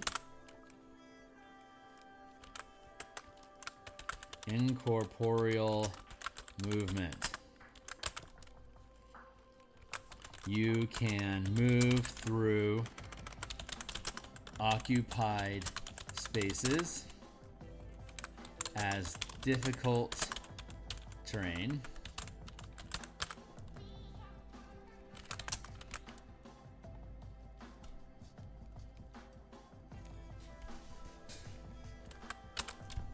If you end your turn in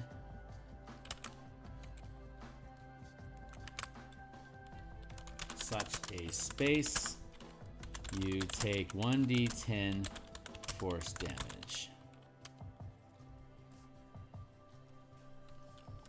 That's very generous. Death's friend.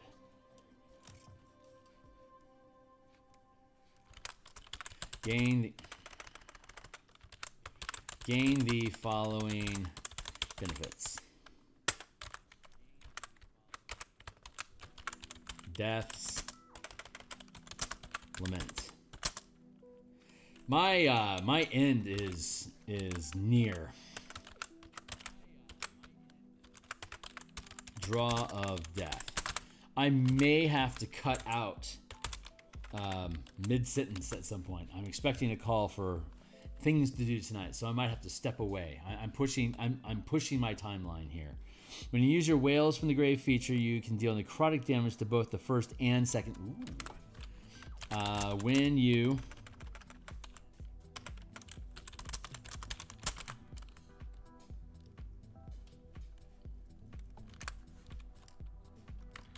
Whales from the Grave, you can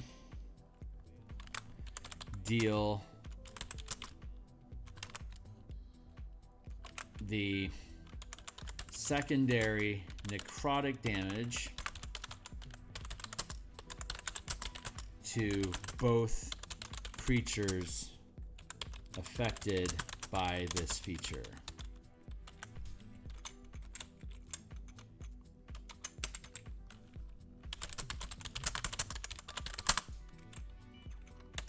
And Draw of Death.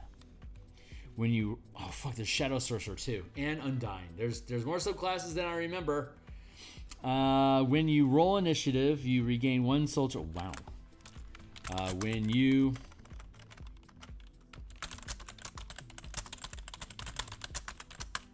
regain one expended soul trinket.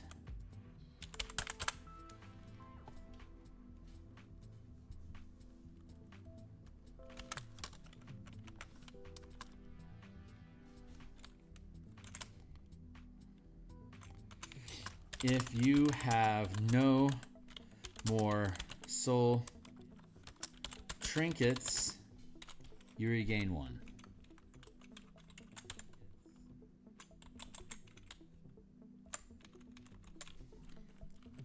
Period. Okay, cool. That takes care of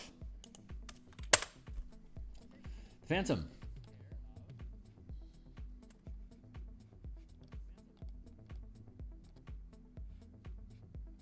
Ghost Walk. I feel like we don't need Ghost Walk anymore.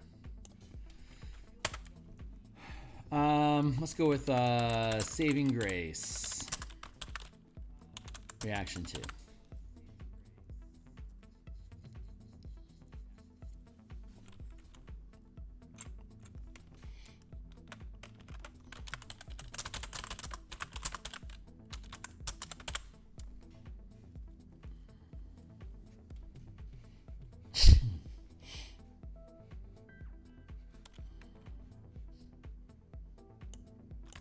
I like that. We are not required to use a corresponding rank of power. Like at 5th level, I don't have to use 2nd rank powers. I can use 1st rank or even cantrips effects. So that's why. But it's generally going to be lower levels or earlier. Though thematically, if something is particularly thematically strong at a later level, you could pick it up then. But you can have any of these anytime you want. It's just now they're permanently on your list when you hit these levels. So it doesn't really matter what the order is. It's more a narrative design decision than anything else.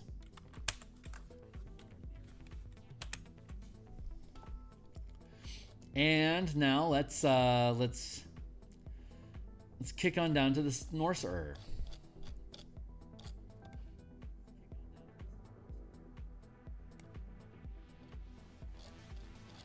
I've already translated Shadow Sorcerer. But let's see what they do with it. Shan't we? Now, I don't need to indicate these are variants. They're all variants.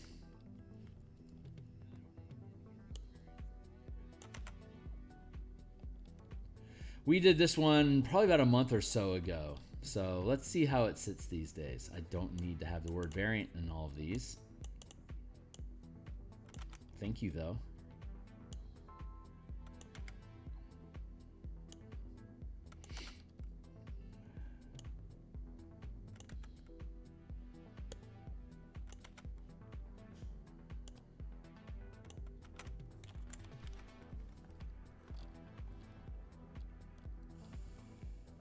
All right, let's see how it does. What spells do we get? Bane, Darkness,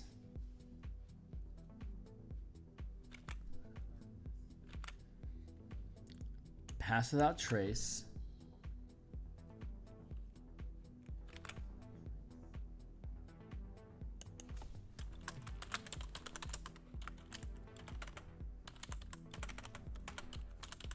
Inflict Wounds, Darkness, Bane.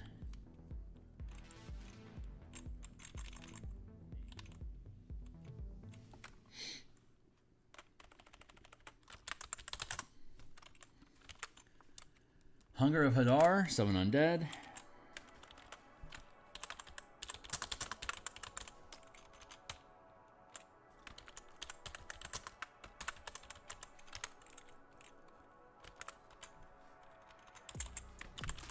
Greater Invisibility.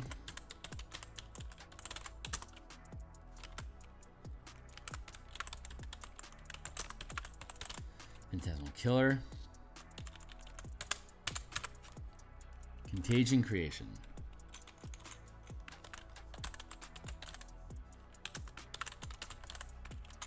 I think we're going in a very different direction. Eyes of the Dark. You have dark vision, range 120 feet.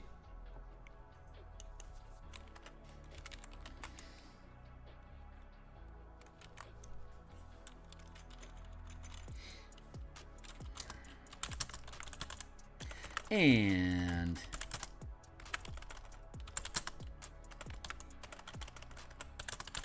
blind sense out to 10 feet. With a range of 10 feet, period. Cool.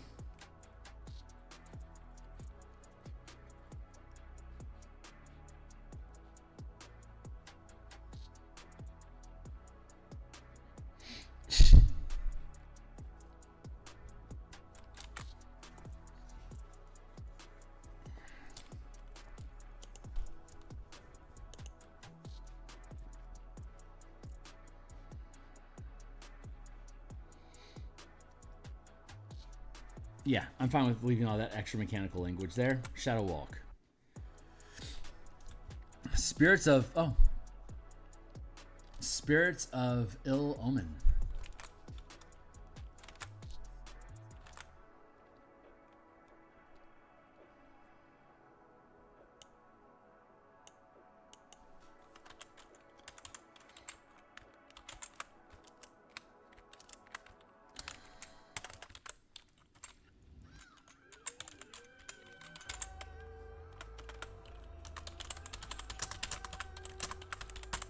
Okay.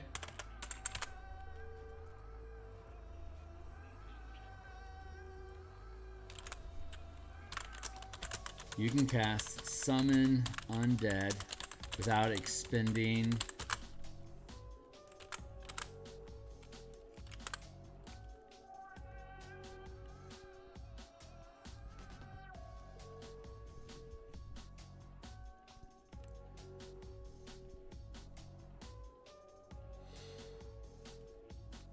spell ends early if you cast it again.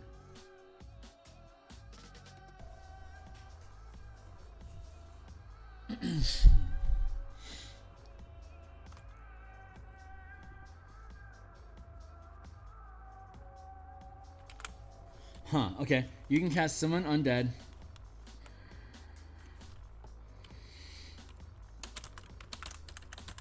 Undead.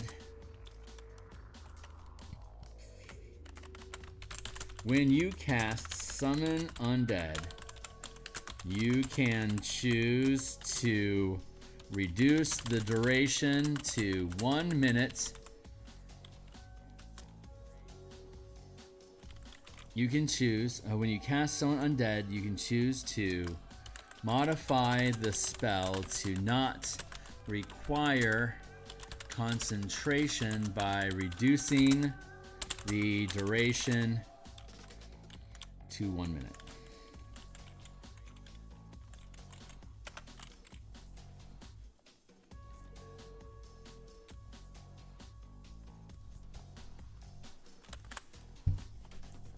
While you're in dim or darkness, you can take a bonus action to teleport up to 120 feet, umbral form. As a bonus action, you adopt the bloody blah. That'll work. Okay, Shadow Walk 14.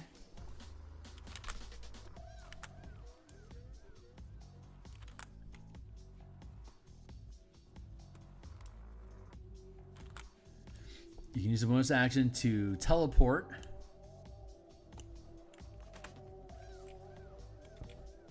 up to 120 feet away.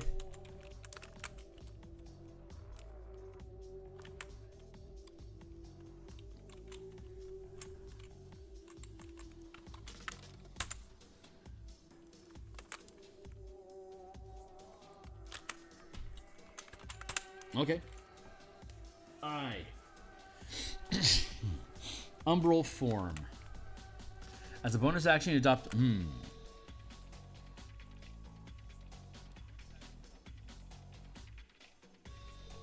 As part of the bonus action to activate your innate sorcery feature, you can also magically transform yourself into a shadowy form. In this form, you have resistance to all damage. How do we do this?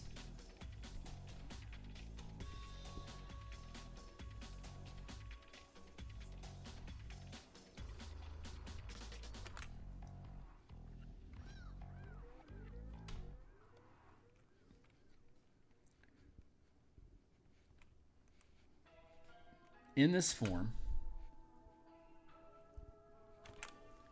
you have the following benefits.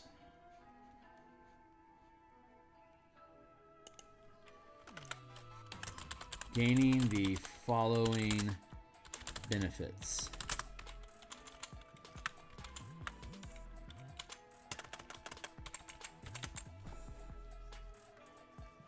Oh, my eye.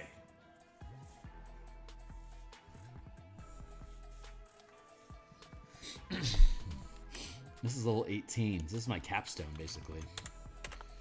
Arf!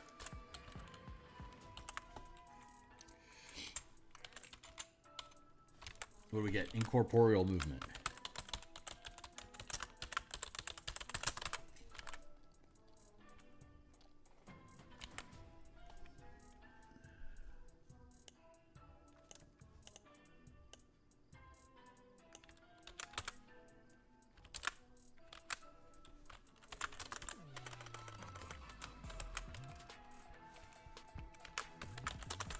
Move through occupied space as difficult terrain.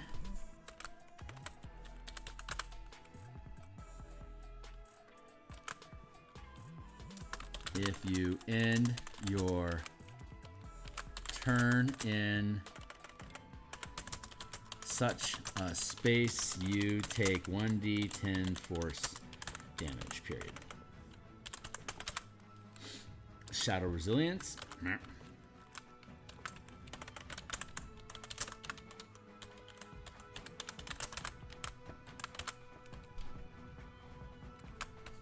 You have resistance to all damage types except force and radiant.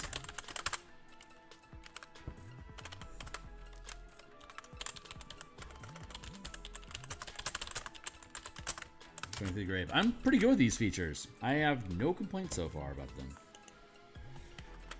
Strength of the grave.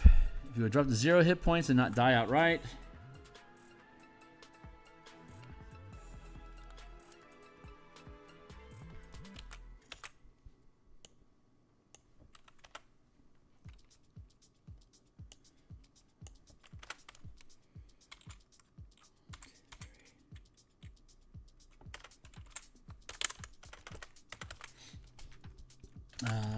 If you would drop to 0 HP but not die outright, you can make a charisma saving throw.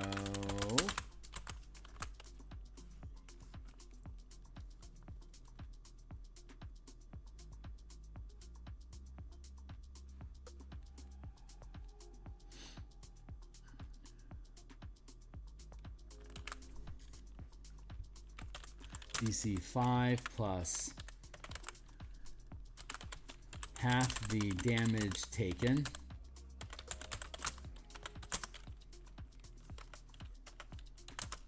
If you succeed, you instead regain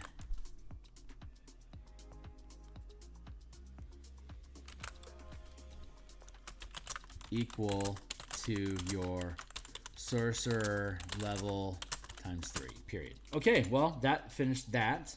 I'm pretty happy with it.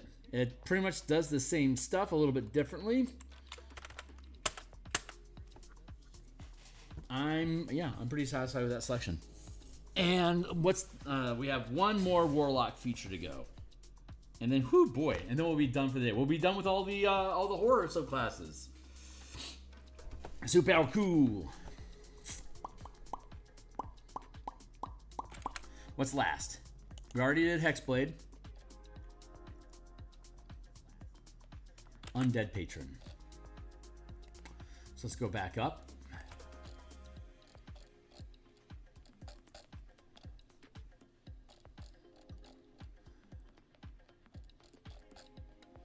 Past the Artificer.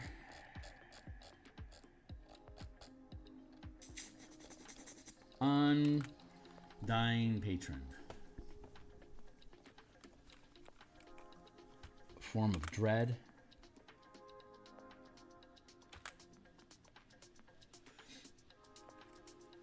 Necrotic Husk.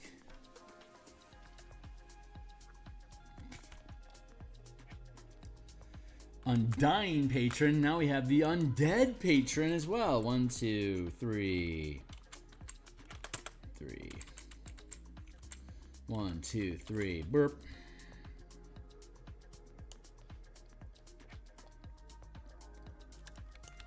Short and sweet. Let's grab the undead patron. 1, 2. 1, 2, 3. Next, pop. 1, 2, 3. Okay. This is the undead patron, not the undying patron. Subtle difference. Let's pay attention to the details and not phone this one in. Give me a hot second. I gotta go pee. I'm gonna be right back.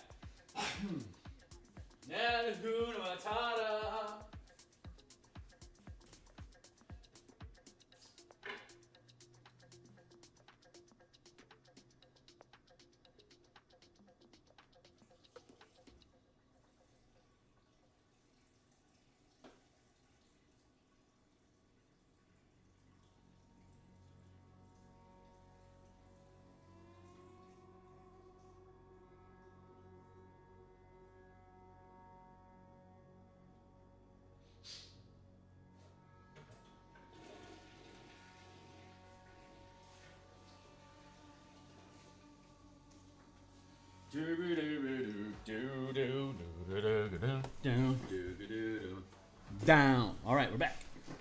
Take a swig of water.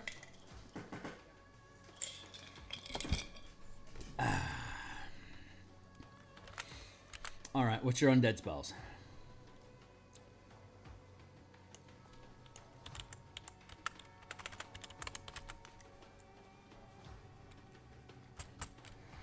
Blindness, Deafness, False Life, Phantasmal Killer,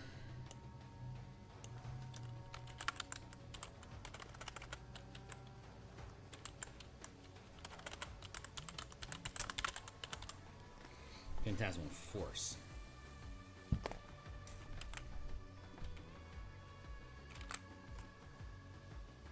Cool. Speak with Dead, Vampiric Touch.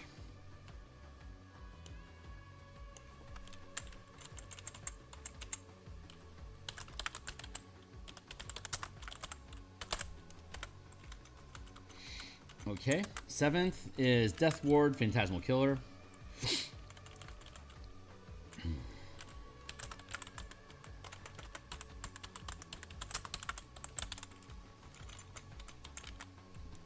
Anti-Lifestyle. Cloud Kill. Sure, why not? Grave Touched.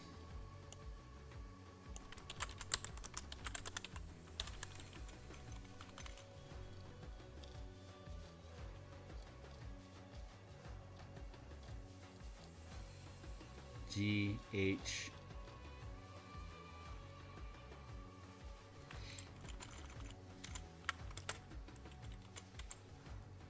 What's this one? Grave Touched. No, wait. Form of Dread.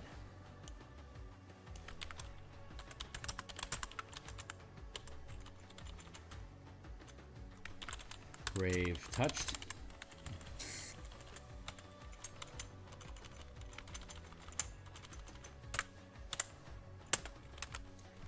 Ten is Necrotic Husk.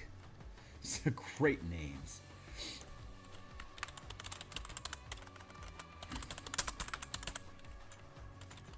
You. And 14 is Superior Dread. Cool.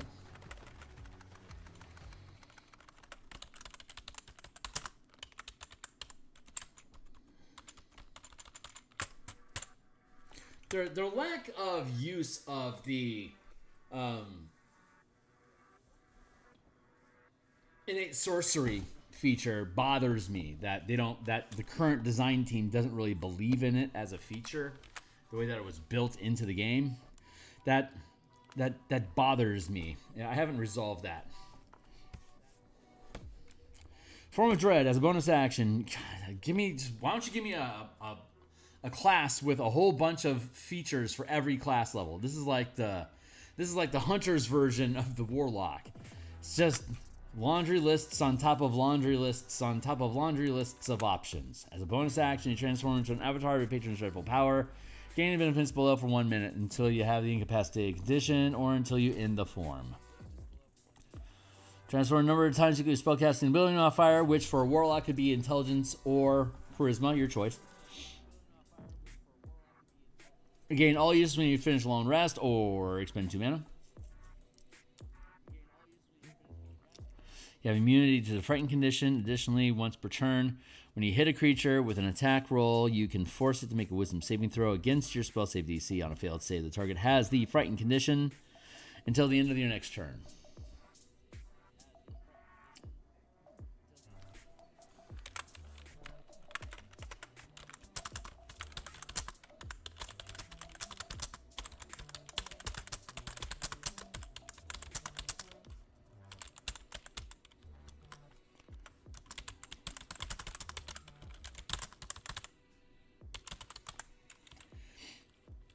Into a Visage of Terror for 1 minute.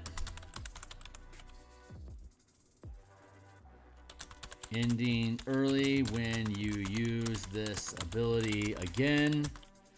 Choose become incapacitated or choose to do so. No action required.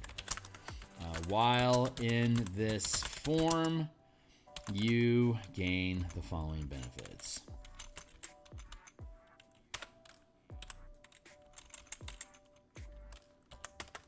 You can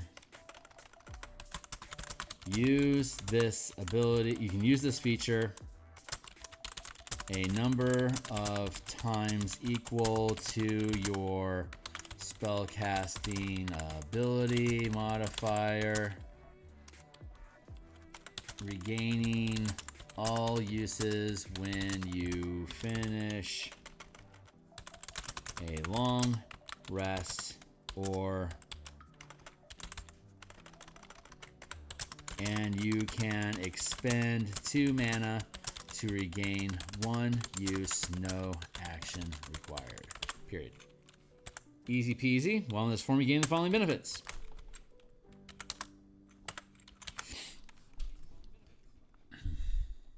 Oh boy, more flight down here. Big surprise. Facsimile of Life.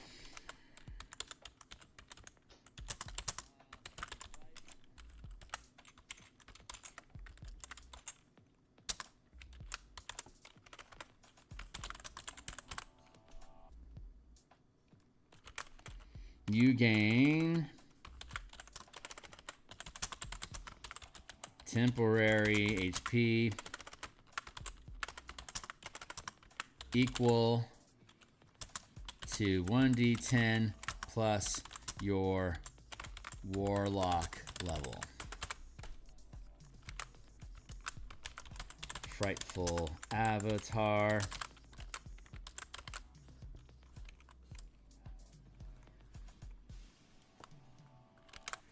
You have immunity to the frightened condition, and when you hit a creature with an attack roll, you can force it to make a wisdom saving throw.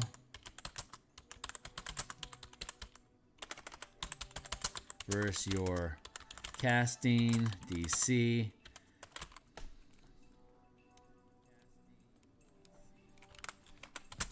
If it fails,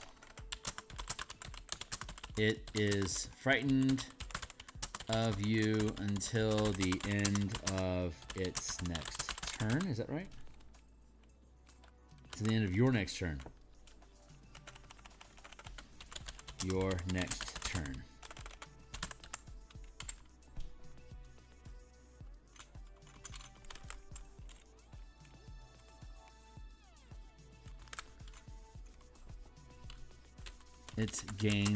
It has the frightened condition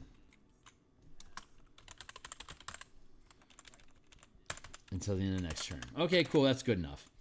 6. What you got? Undead spells, Grave Touch. Your patron's power has profound effect on their body and magic, granting you the following benefits. You gain the following benefits.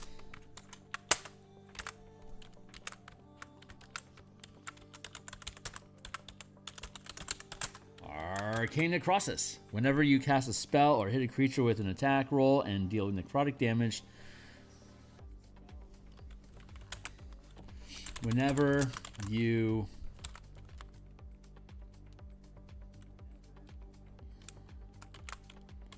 deal necrotic damage to a creature, you ignore any resistant. You ignore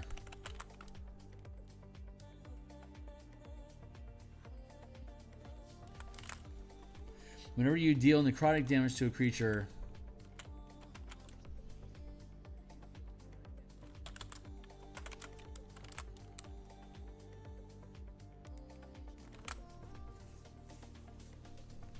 whenever you deal necrotic damage to a creature, it cannot be resisted.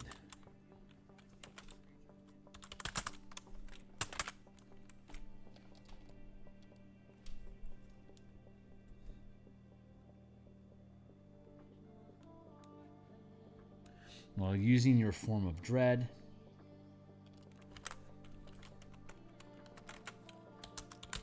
and while using the form of dread feature, you can convert once per turn. You can convert any damage you deal, any instance of damage to necrotic.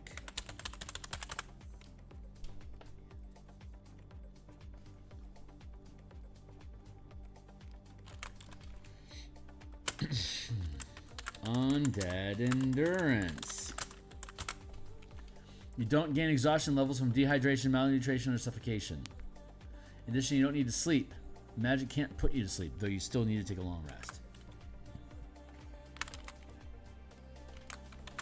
You don't gain exhaustion from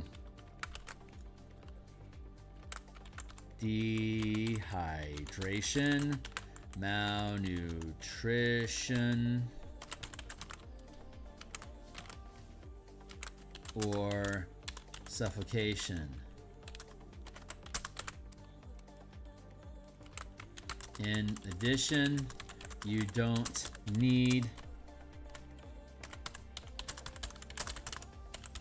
need to sleep, and magic can't put you to sleep, though you still need to take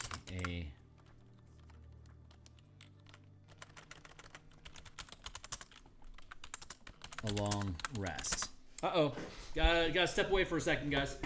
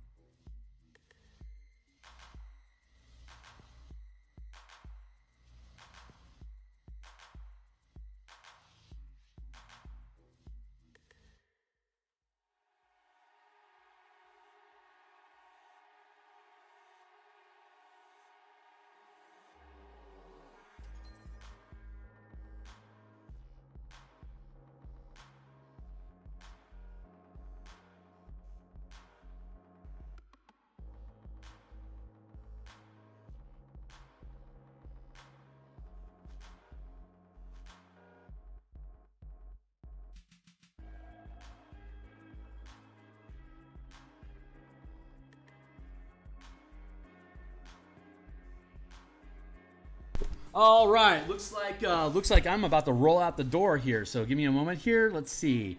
Exhaustion. Still require a long rest. Is it possible for me to resolve this in the next 5 minutes? Maybe. Necrotic Husk. Let's see if I can. You gain the following benefits. Again, I don't do flavor text right now. Just doing the hard mechanics. Necrotic.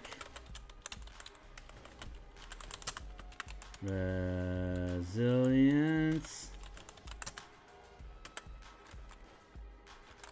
Unholy resuscitation.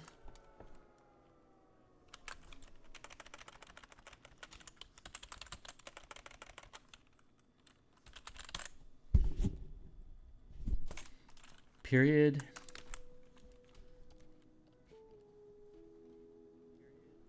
And then superior dread.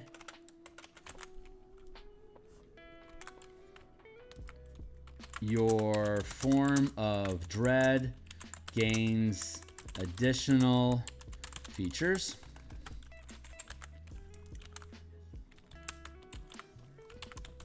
Flight.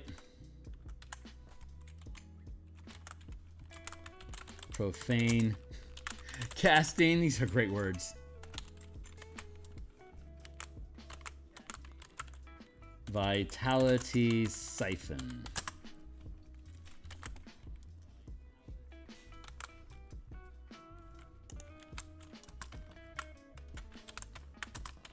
You gain a flight. You gain a fly speed equal to your speed, and you can hover.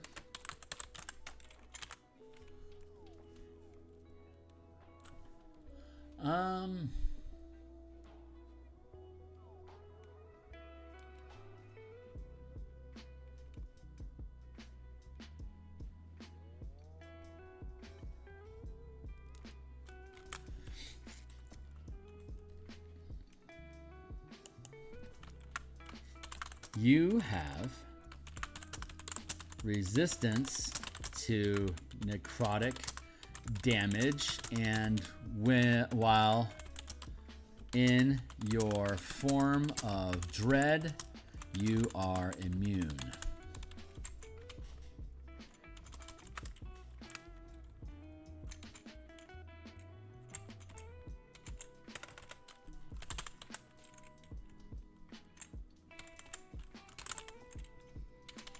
Unholy resuscitation. If you drop to 0 hit points and don't die outright, you can cause your body to erupt with deadly energy. Your creature, blah blah, frop and blah blah. And you gain 1 exhaustion level.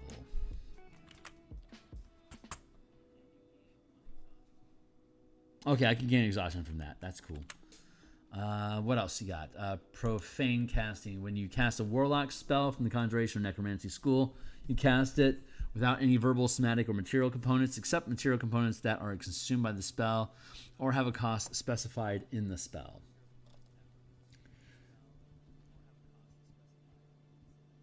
Yeah, we're just going to switch that to your undead spells, your bonus spells.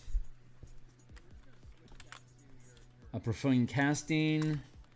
You can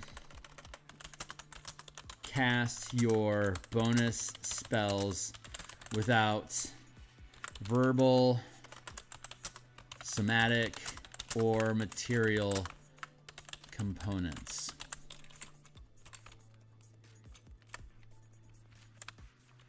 And Vitality Siphon.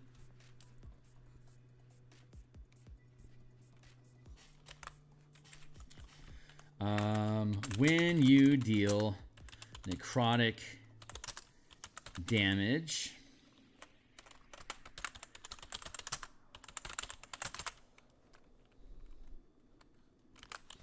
you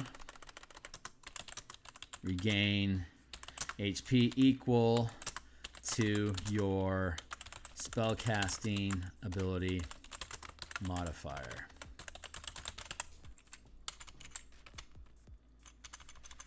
Oh my god. Last thing. Unholy resuscitation.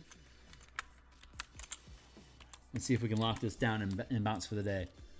How does this work? You drop to 0 hit points and don't die outright.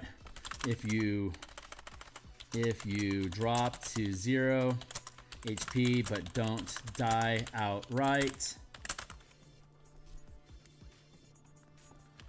your body explodes with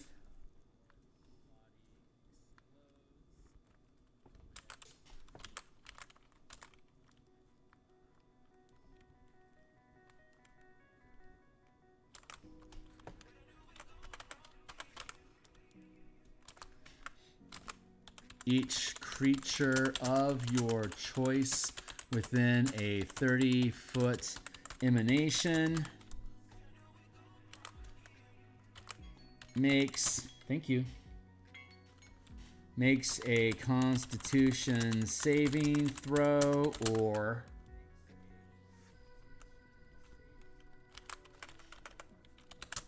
taking 2d10 plus Warlock level necrotic damage, or half if they succeed.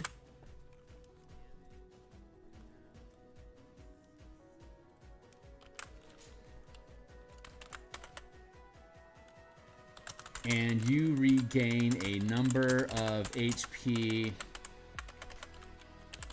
equal to 10 times your spellcasting ability modifier, minimum of 10.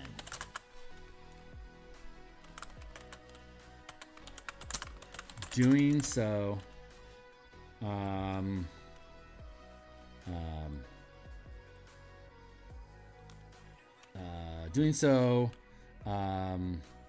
gives you 1 level of exhaustion.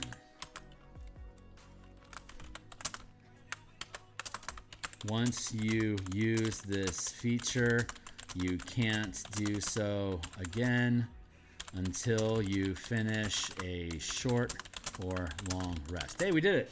Okay, that's it. We're done. When I come back, I should be back on Monday night. It's a holiday, but I should be back. And when we are, we'll probably start working on Strixhaven Mage Tower sport rules for us to do PvP competitive matches in an arena combat. So stick around for that. That'll be cool. Like, subscribe, bell icons, notifications. Join my Discord down below. Check out my books as well. They all have free previews. Hit me up on social media. I'll see you guys on the other side. Thanks a lot. Cheers.